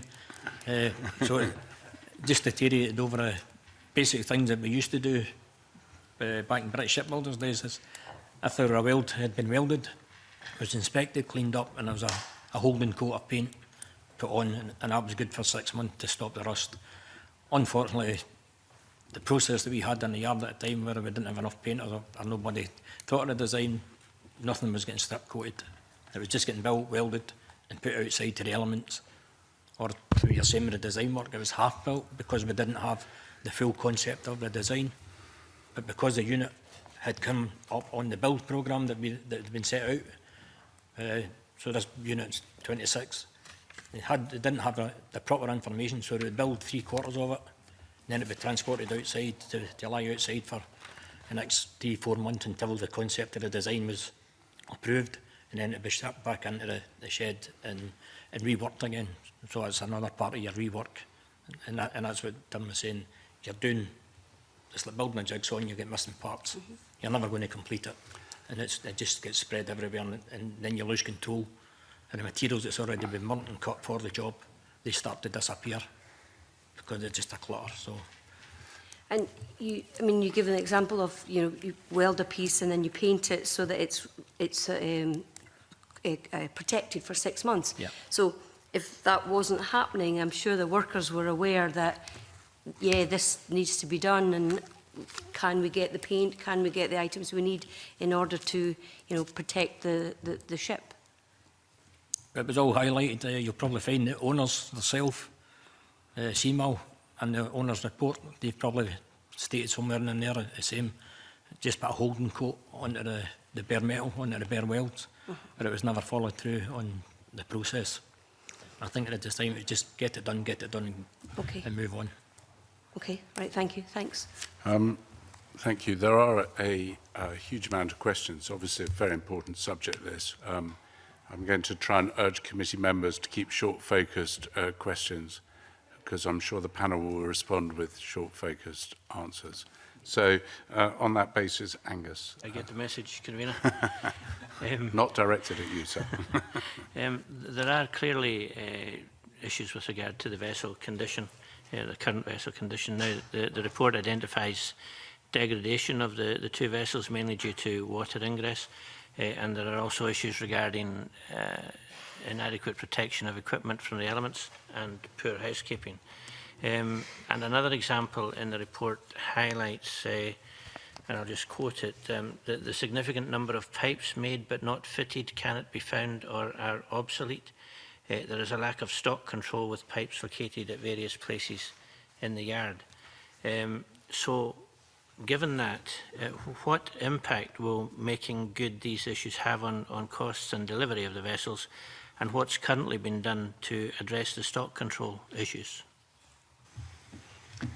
And the impact on cost and deliveries is within the numbers in the timetables in the report. The actions to get them under control. We are cleaning up the yard, the pipes, and there are a huge number of pipes in these ferries. They are complex vessels. The pipes have been sorted. The ones that are no longer usable have been scrapped off. The others have been identified. There is a significant amount of pipework that's going to have to be scrapped. Because if you make a change in the structure of a vessel, if you make a change in the location of a pump, then the pipes no longer fit, so you have to throw them away and start again. So all of the processes about design control planning, sequencing of work that we've spoken about will have an impact on controlling that. And perhaps on stock control, the other thing to say, there are 4 warehouses of inventory half a mile away, which is not stored in great conditions, and where the inventory records are not as reliable as I would want them to be. So we are about to start a process of relocating them closer to the yard, check the specification and verify the inventory that we've got, and put better inventory control processes in place. Okay, that's good to hear. Could I ask Alex Logan, when all these stock control issues were taking place, were the workforce raising their concern with management, or at that point had you already given up raising concerns to management? That's probably relating to the work that we would raise our concerns on the build programme. As of the stock control and how it was based, that's out with our remit. That's done to management. We had procurement officers in place who ordered this stuff, so we really had nothing at all to do with that as a workforce. We were just highlighting the issues that we could see as a professional and a long-term shipyard worker. But as the guys on the ground, had you noticed difficulties with regard to stock control? Yeah, we'd given up because they changed the whole structure of the yard when they come in, made a flow in the yard. The steel stock would be brought in the back of a lorry. A magnetic crane would take it off, and it would be stored, and then we'd just processed onto the burn machine and through. When the new company take over, they completely reversed the whole floor of the yard. They brought the new burning machine, put it on the opposite side of the yard where we had no magnetic crane. If you were bringing a lorry in, the lorry was taking 4 to 5 hours to get unloaded, where it used to take 20 minutes. And we were using a big suction. Instead of magnetic crane, we were using this big, and it took 4, 5, 1 craneman and 4 personnel to unload a lorry for about 4 or 5 hours. So that all added on to the cost, and then the steel stock. So you were maybe 30 plates of 8mm, and to get the Pacific one you wanted, you had to plate by plate by plate. So it maybe take you 7 to 8 hours for 4 people to do that. It just completely ruined the flow of the yard. Yeah. But that was highlighted at the time, and there is plans, I think, in the future. If I get time, we're going to move everything back to original to where it was. Okay, thanks for that example. Colin, you're next. Thanks very much, Convener. Can I just follow up on the review board report, and particularly the identification of degradation of the 2 vessels? Now, it says that the MV Glen Sanix will need to be docked for external inspection. Can I ask what you expect will be found as a result of that inspection, and can you set out what you think the worst case scenario could be? Yes, I think The inspection, I mean, it's been in the water for 2 years. There's been some protection around it, but fundamentally, paintwork systems on ships are designed to prevent marine growth whilst they're moving, and just the design of the coating. So what we expect to find is that there will be very significant amounts of marine growth on the bottom of the ship. That will have to be blasted off, and the bottom recoated.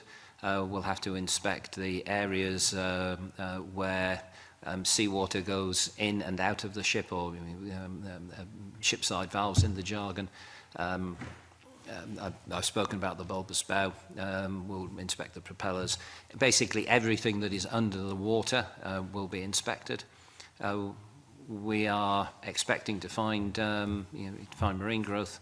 We are expecting to have to do some remedial work on the ship side valves. We're not expecting to find anything catastrophic, but we haven't been able to. We have chosen not to put divers down under the vessel to see what's there. So there's no reason to believe there will be anything catastrophic, but we won't know that for certain until it's out of the water in a dry dock. So it is possible that this could add additional costs, additional delays. If you do find something, your words is catastrophic, has any potential for additional costs or additional delays been built into your own figure, the 95 to 99 £1 million figure? Is that all built in, finding something that's potentially catastrophic? The reason that there's a range is that the reason that there's a range on time is that we've put some contingencies in for handling the risks. I have to say, I think the chances of finding something catastrophic when we put it in dry dock are low, and I think the time and the cost is a fair balance of the risks and the potential for them to occur. So I think it's highly unlikely that we'll find something catastrophic.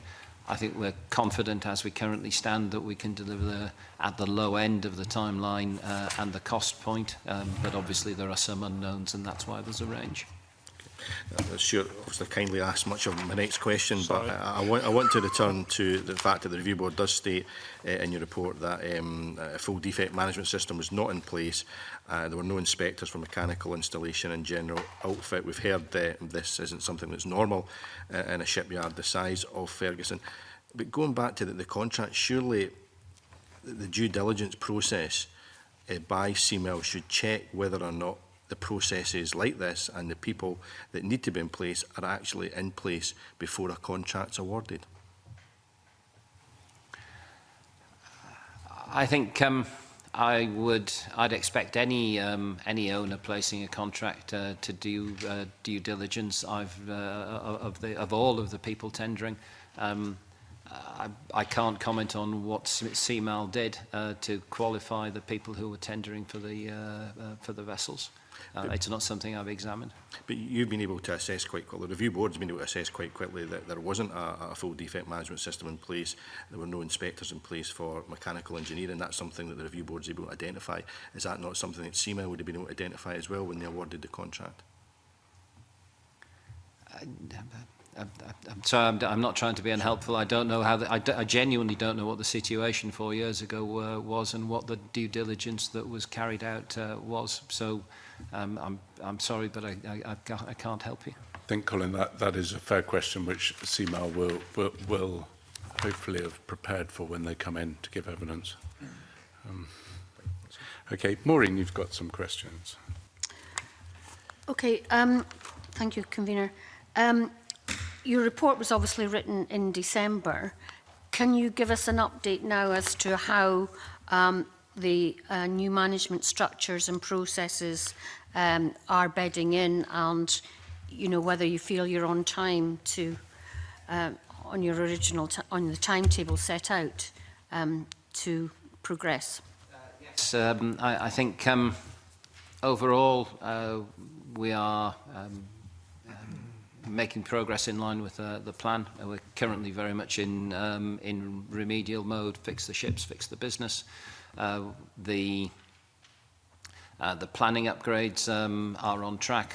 We put a team of specialist planners into the business at the back end of November, just as the report was being finalised.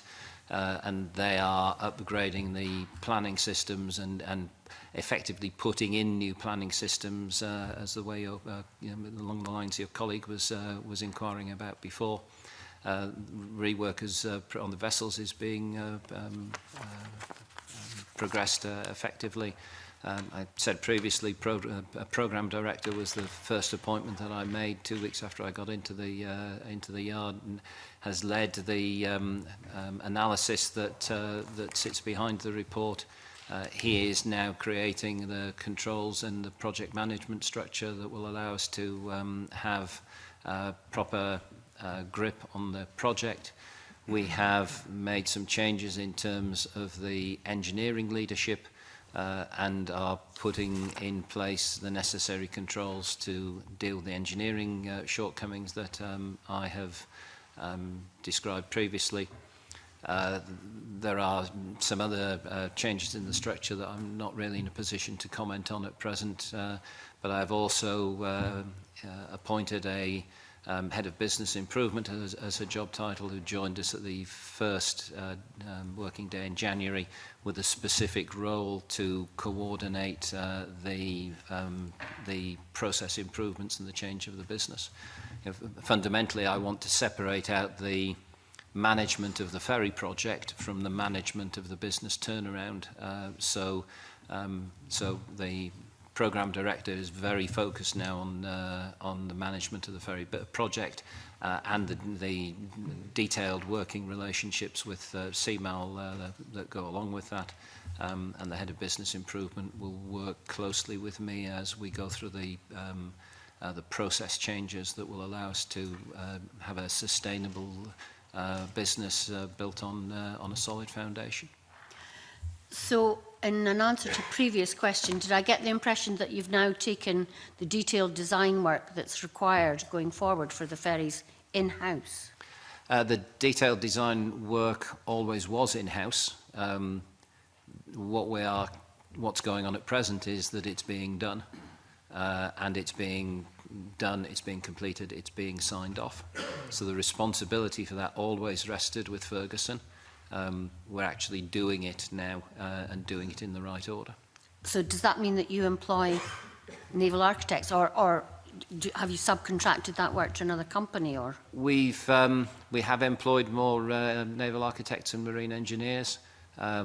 We are, you know, you'll note in the report, one of the challenges that I refer to is getting the right engineering process and the right control and support from third parties.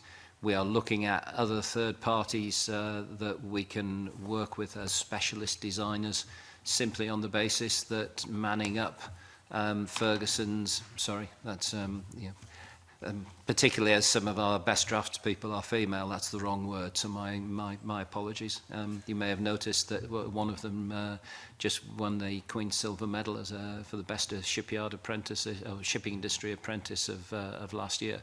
So I apologise to her. It's all right. It's okay. So, you know, increasing the resources in the drawing office and the design office at the speed necessary in order to get the job done means that we will have to work with a third party, and we're finalising exactly how to do that.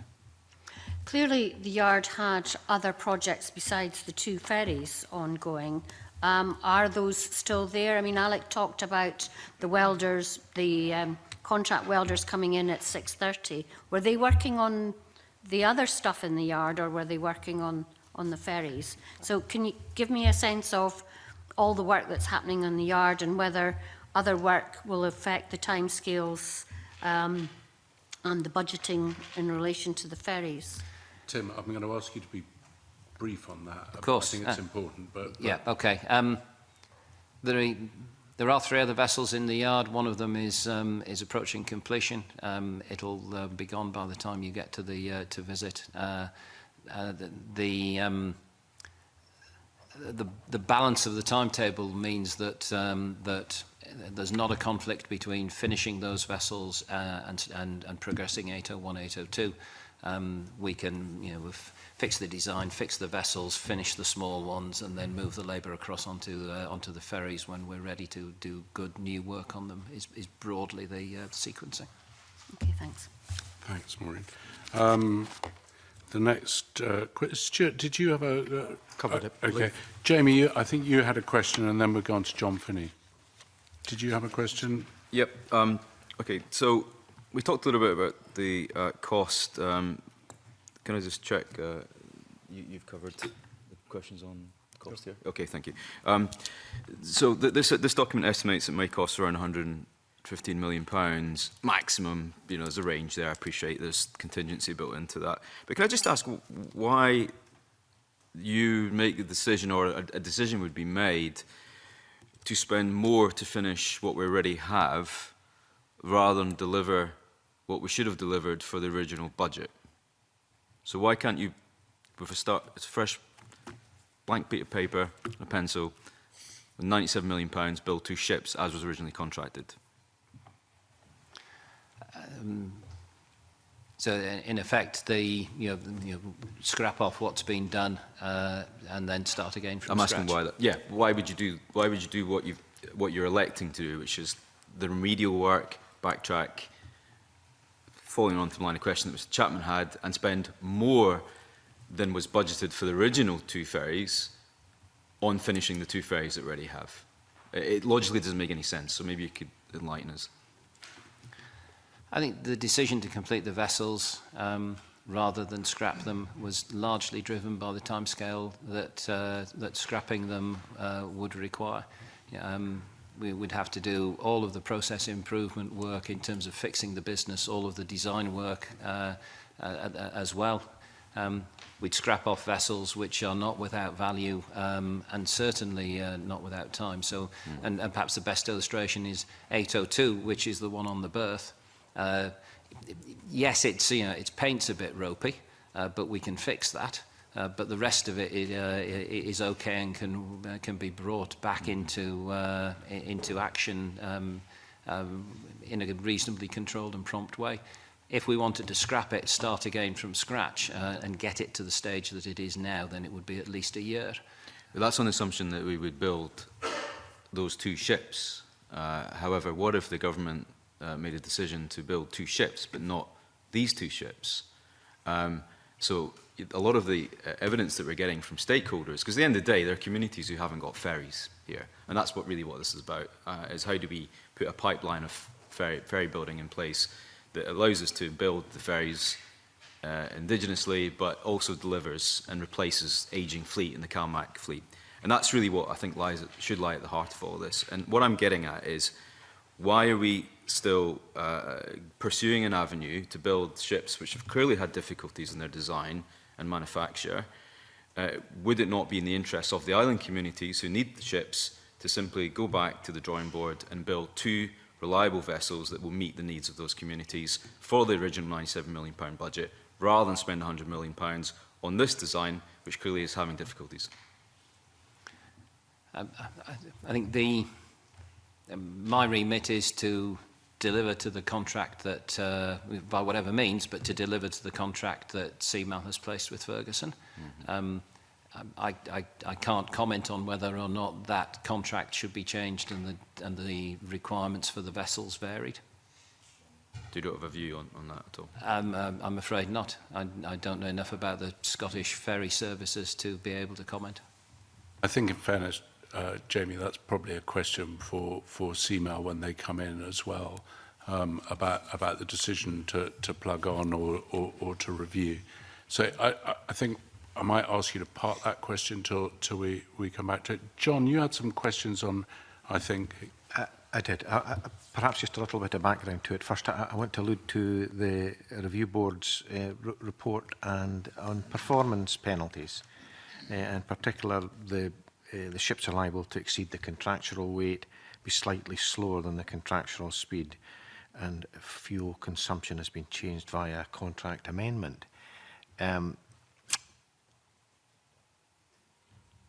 So we have a situation where the contract has been amended, and as a consequence of that, the penalties have been avoided.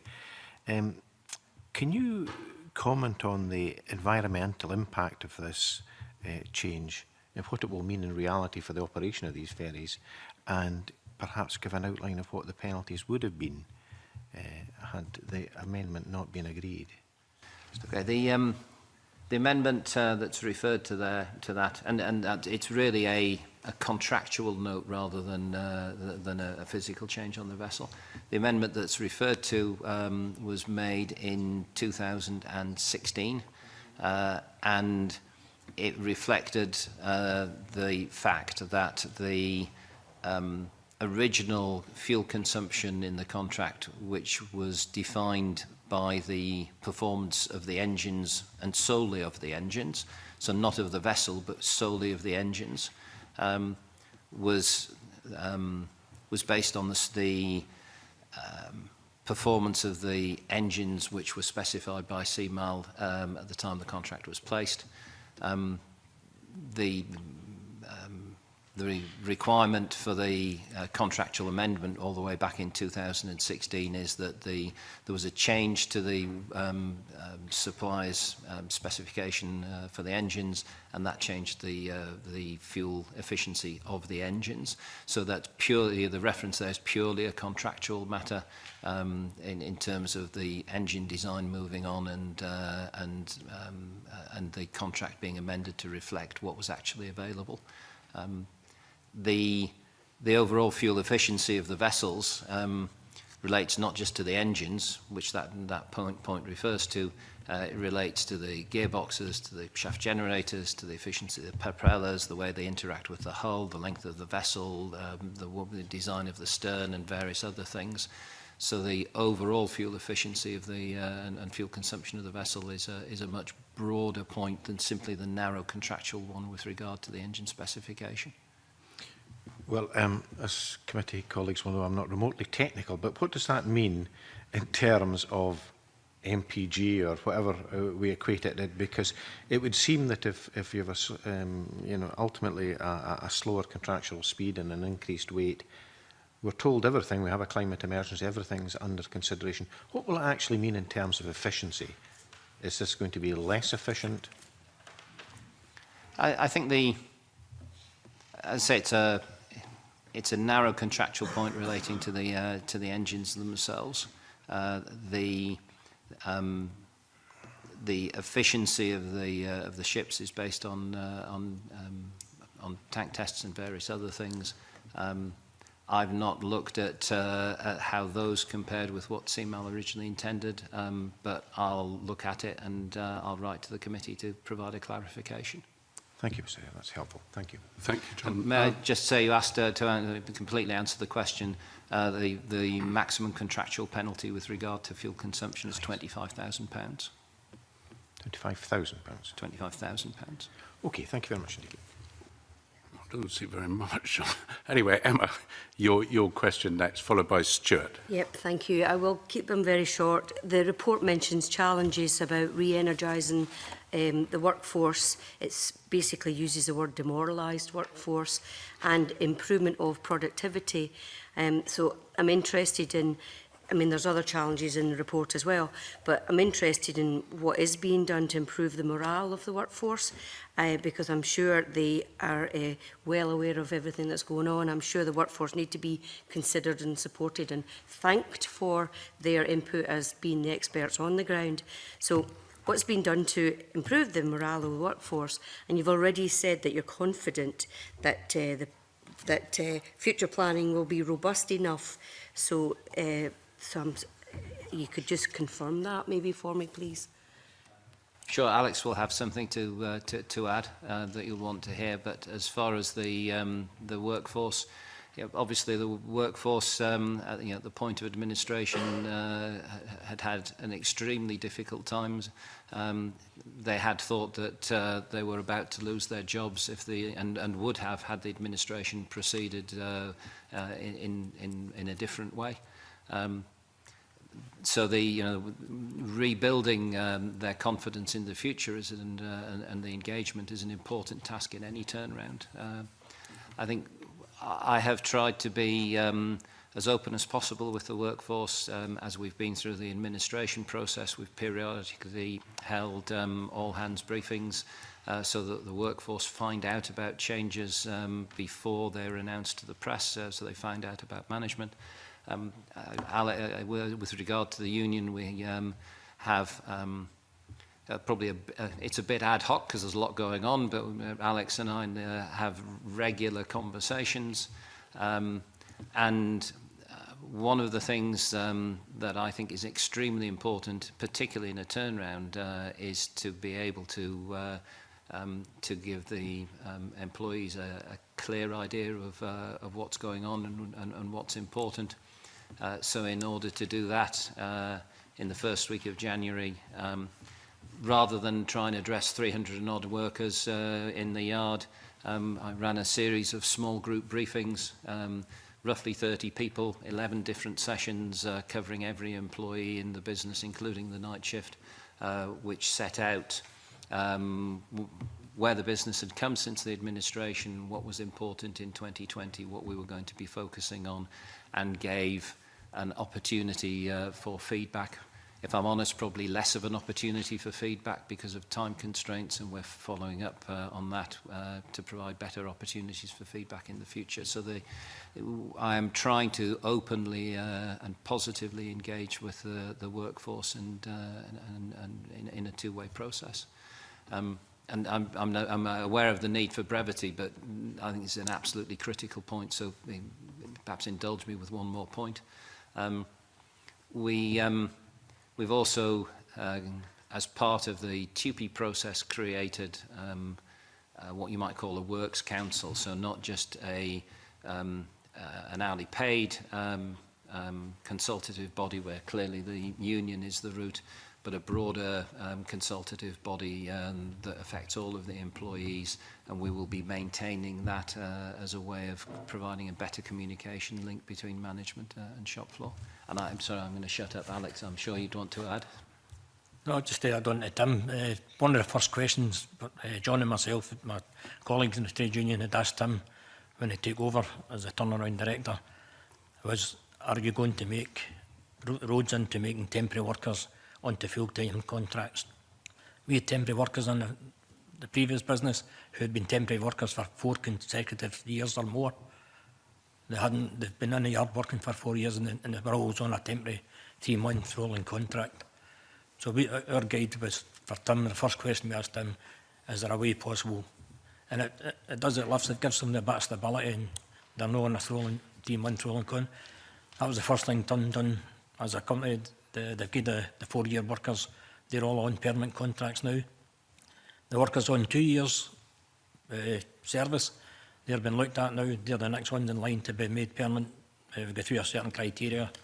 If they meet all the requirements, then they'll be made into permanent workers. And going forward, there will be times when we need to do your peaks and troughs. We are going to have temporary workers. But we're trying to build a core workforce and build the core workforce up. And to be fair, Tim has come across and delivered on what he promised us on the first day. So that's a positive. It lifts everybody's spirits a wee bit within the community. Boys and men and girls. The apprenticeship scheme has been going well over the previous year.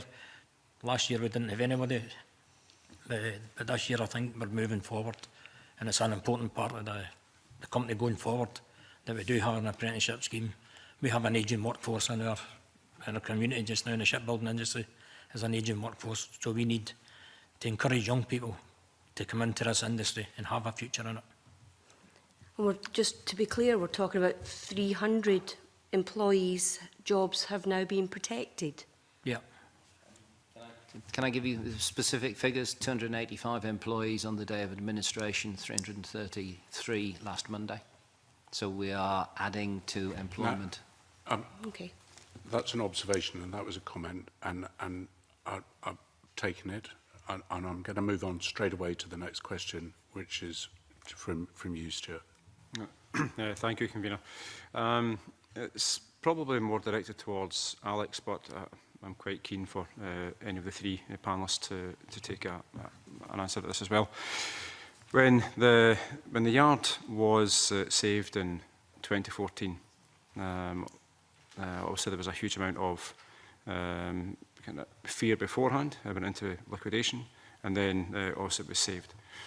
And then when these contracts, this contract was awarded for these 2 ships, what work was the yard undertaking at that time? And how important was this contract for the yard and also for the workforce and the community at that time? What we had on at that time, Stuart, was the 3rd hybrid ferry, the Katrina. That's the one that had been awarded just after Mr McCall had acquired the business. That was to get us back on our feet and start us up. Probably about halfway through that contract, the announcement came for the 2 big ferries that we're currently doing just now, and that gave everybody a boost, because Jim McCall had said to us, go home and tell your family your jobs are safe. We've got these 2 contracts and you'll be here for a long time. Over the course of the coming years, we could actually see we were getting back into a situation. I'd highlighted that the STUC had asked for a meeting with the First Minister in the garden, because I had information from the managers at the time that if there something wasn't sorted out between CMAL, the government and FEML, then there was at risk of 250 jobs being lost within that week on that time scale. I had the meeting with the First Minister, who in turn passed on to Mr Mackay. We managed to get conversation with the government. The company moved forward. We were promised from the government to work together and try and get CMAL around the table. That didn't materialise. Then we found ourselves in the unfortunate situation again that we knew we were going back into administration. We sat at a meeting with Mr Mackay. He'd offered us, as a trade union, by the trade union officials, for the public ownership from the Scottish Government. We were reluctant as the trade union. We had already been there before. And it wasn't until the final meeting I think we had in Glasgow with yourself and the other conveners that, then we realised that the only way forward for us as a trade union and to protect the workforce was to accept the government's public ownership of the yard. And as a trade union, we fully backed where we went from there. So when the 3rd of the hybrid ferries was to be completed, if this order for these 2 ships wasn't awarded to Ferguson's, are you stating that there was nothing else on the order books? No, I'm aware of, no. Okay. No. So this order was crucial for the future? Yeah, this order was crucial for the ongoing. We were geared up, the company was moving forward to try and get into MOD work. And so you'll see security cameras and fences, and we're trying to get up to the standard that we needed to apply for MOD work. Unfortunately, everything that was promised to us has went elsewhere to Rosyth, and I don't think we're capable now of being able to put in for a contract for that under procurement rules.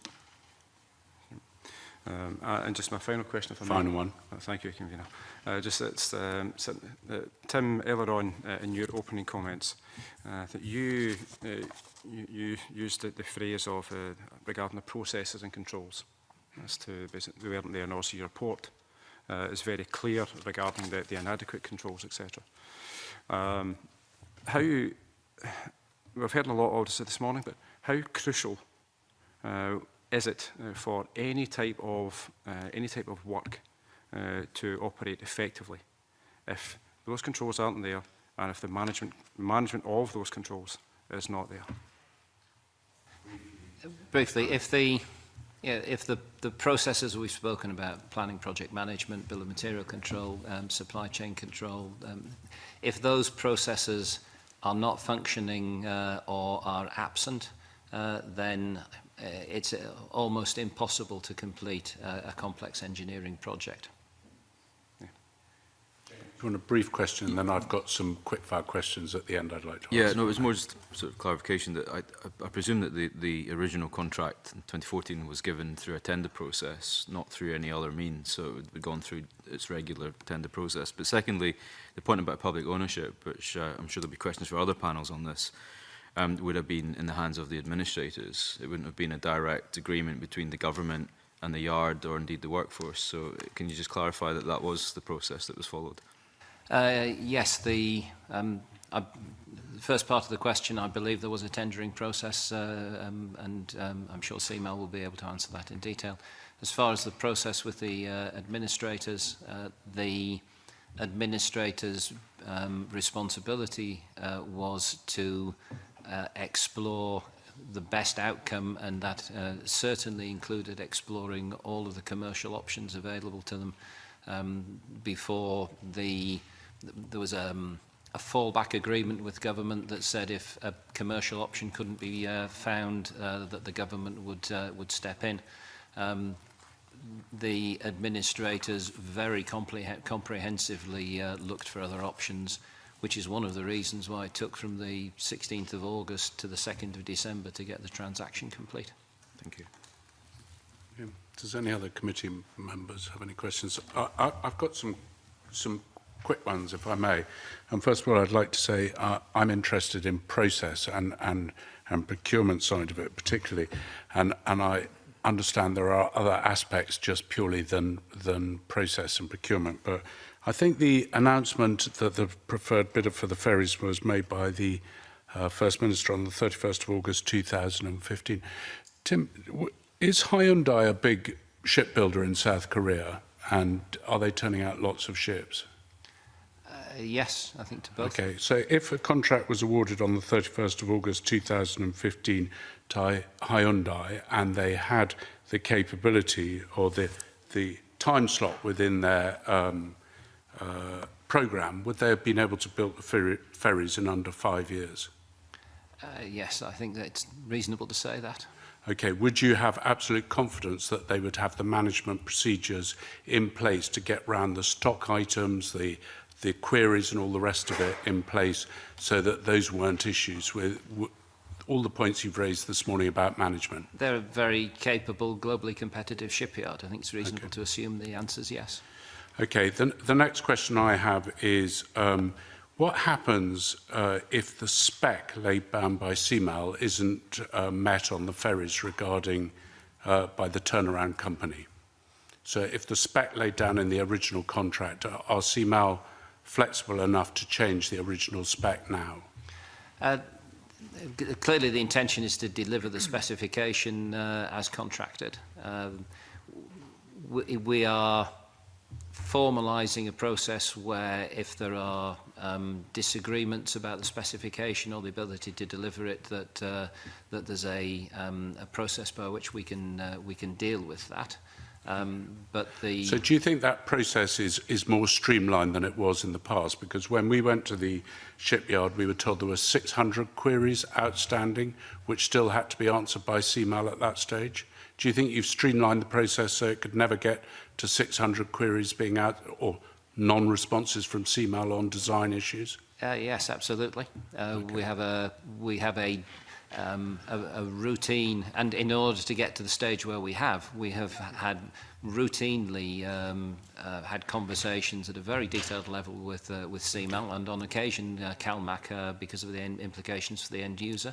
So it needs to be formalised. I would certainly agree, but yes, it's speeded up. It's certainly streamlined and working effectively. Okay. And my final question relates to employment. I believe that the new some of the employees, management employees of the previous company remain in the employment. There is some rumours that some of them have been asked to sign non-disclosure agreements. Are you aware of any non-disclosure agreements being signed by people who are continued to be employed by the government? The reason for the pause is for me to think, and I am not aware of any non-disclosure agreements signed by people who are in the organisation that reports to me, who remain in their employment. Could I ask that you just, I'm not suggesting by any means that there are, but I'm just asking if you could review that and probably write to the committee and confirm whether that is actually correct. Yes, I'd be happy to do so, but my answer, I expect to be that it is correct. There are no NDAs signed by current employees. And the final thing is if I was in your position and designing a ferry, do you think the design of that ferry would be dictated by the infrastructure it was going to be used? with? Well, So the would you cer- design a ferry that was too big to get into a port or not capable of docking in the port in significant weather conditions, which might or might not happen in that port? What? I'm designing a ferry to meet the contracted specification by its user. Perfect. Thank you. That's absolutely fine, and I'll leave that question hanging. And I'd like to thank the witness panel for coming in and giving evidence this morning. It's been very interesting and extremely enlightening, and I'm sure will help inform the rest of our meeting. I am briefly going to suspend the committee for 5 minutes to allow the witnesses to depart, and then we're going to move on to the next session. So I'll suspend the meeting.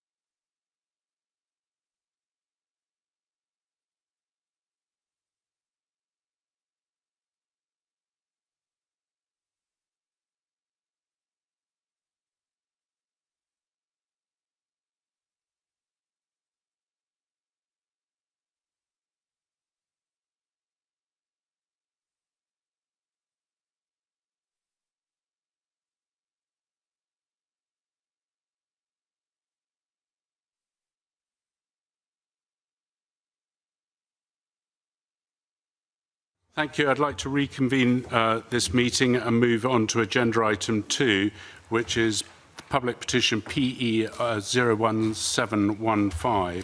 And this is the consideration of a petition by Mark Carter on behalf of Marine Concern on closed containment for salmon farms in Scotland.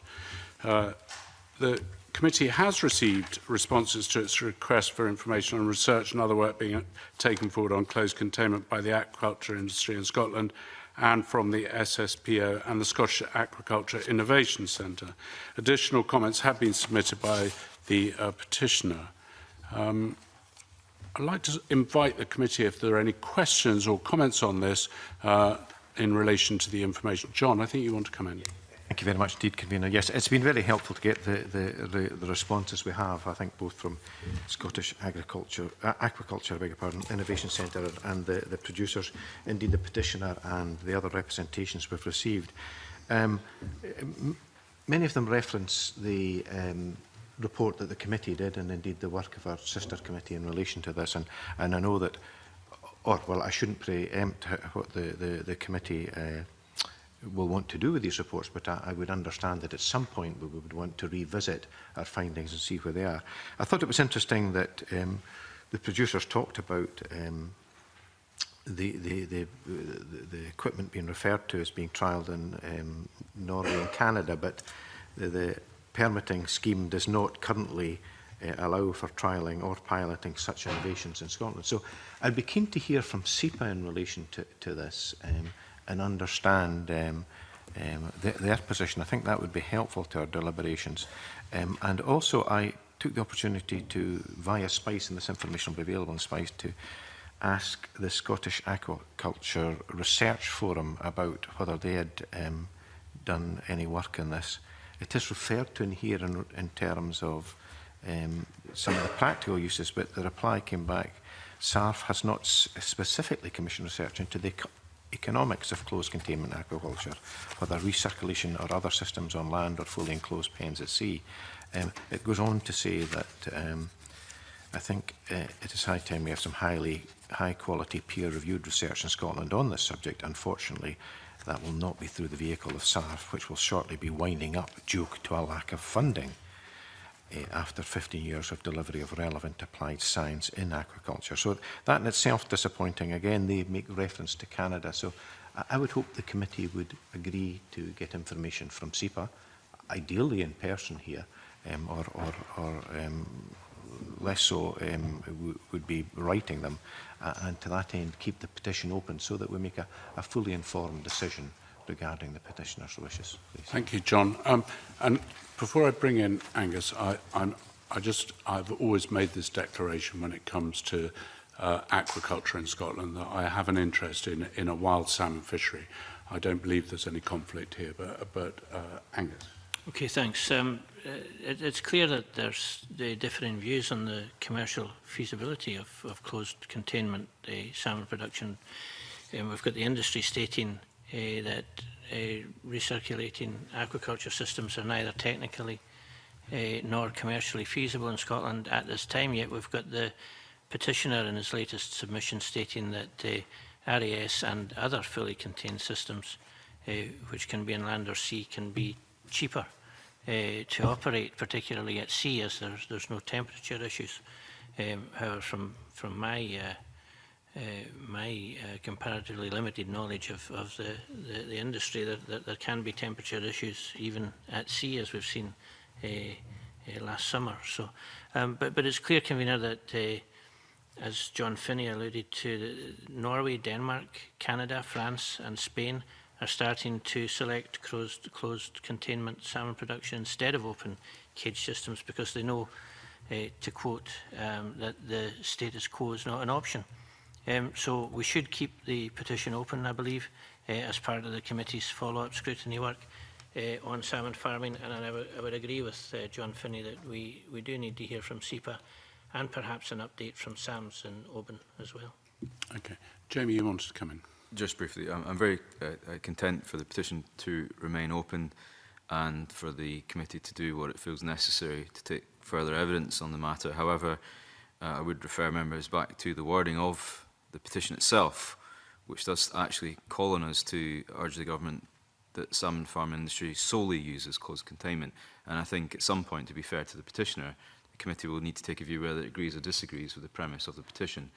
And I think that point should occur at some point in this term of the Parliament.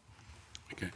So if I can summarise what I think we're agreeing is that, and I can confirm, as you know, John, the committee has agreed to look back on its report on the inquiry we did into aquaculture when we have a moment within the busy programme, but it is planned, and I do believe that all the parties that were mentioned in that report would be given the option to come back, explain what's happening and what's being done in the industry.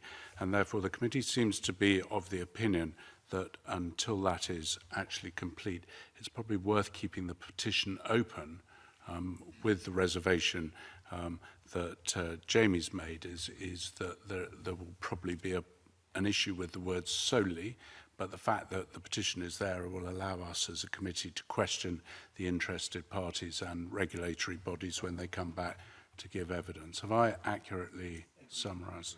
Thank you. Perfect. So that's what we'll do, and we will write to the petitioner to explain what we're doing there. So move on to agenda item 3, which is subordinate legislation, and this is the consideration of 2 negative instruments as detailed on the agenda.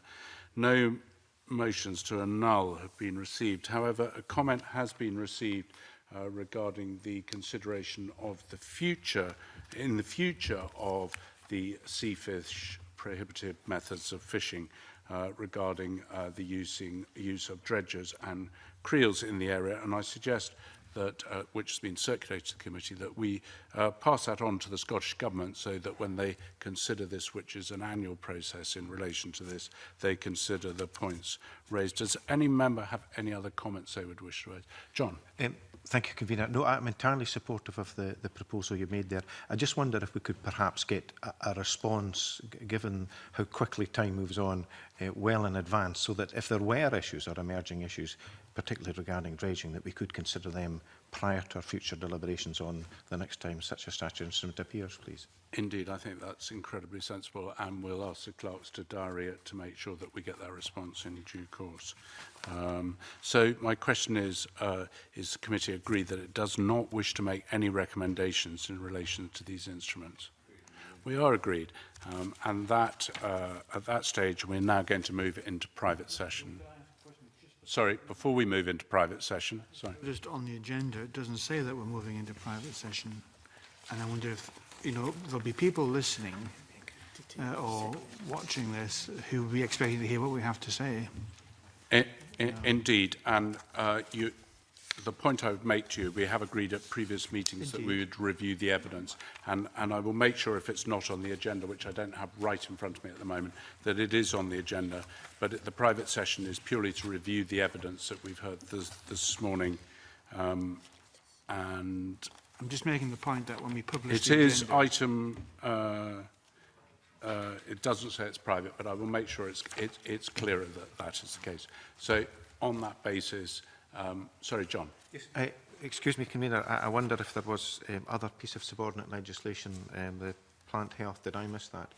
Sorry, I'd taken those 2 together. Right, if you'd like me to come back individually. Well, let's, for clarity, do we agree that both the SIs, that we don't have any recommendations in relation to these instruments, as I think I said, but yes, we are agreed. So therefore, on that basis, we're now going to move into private session. Thank you.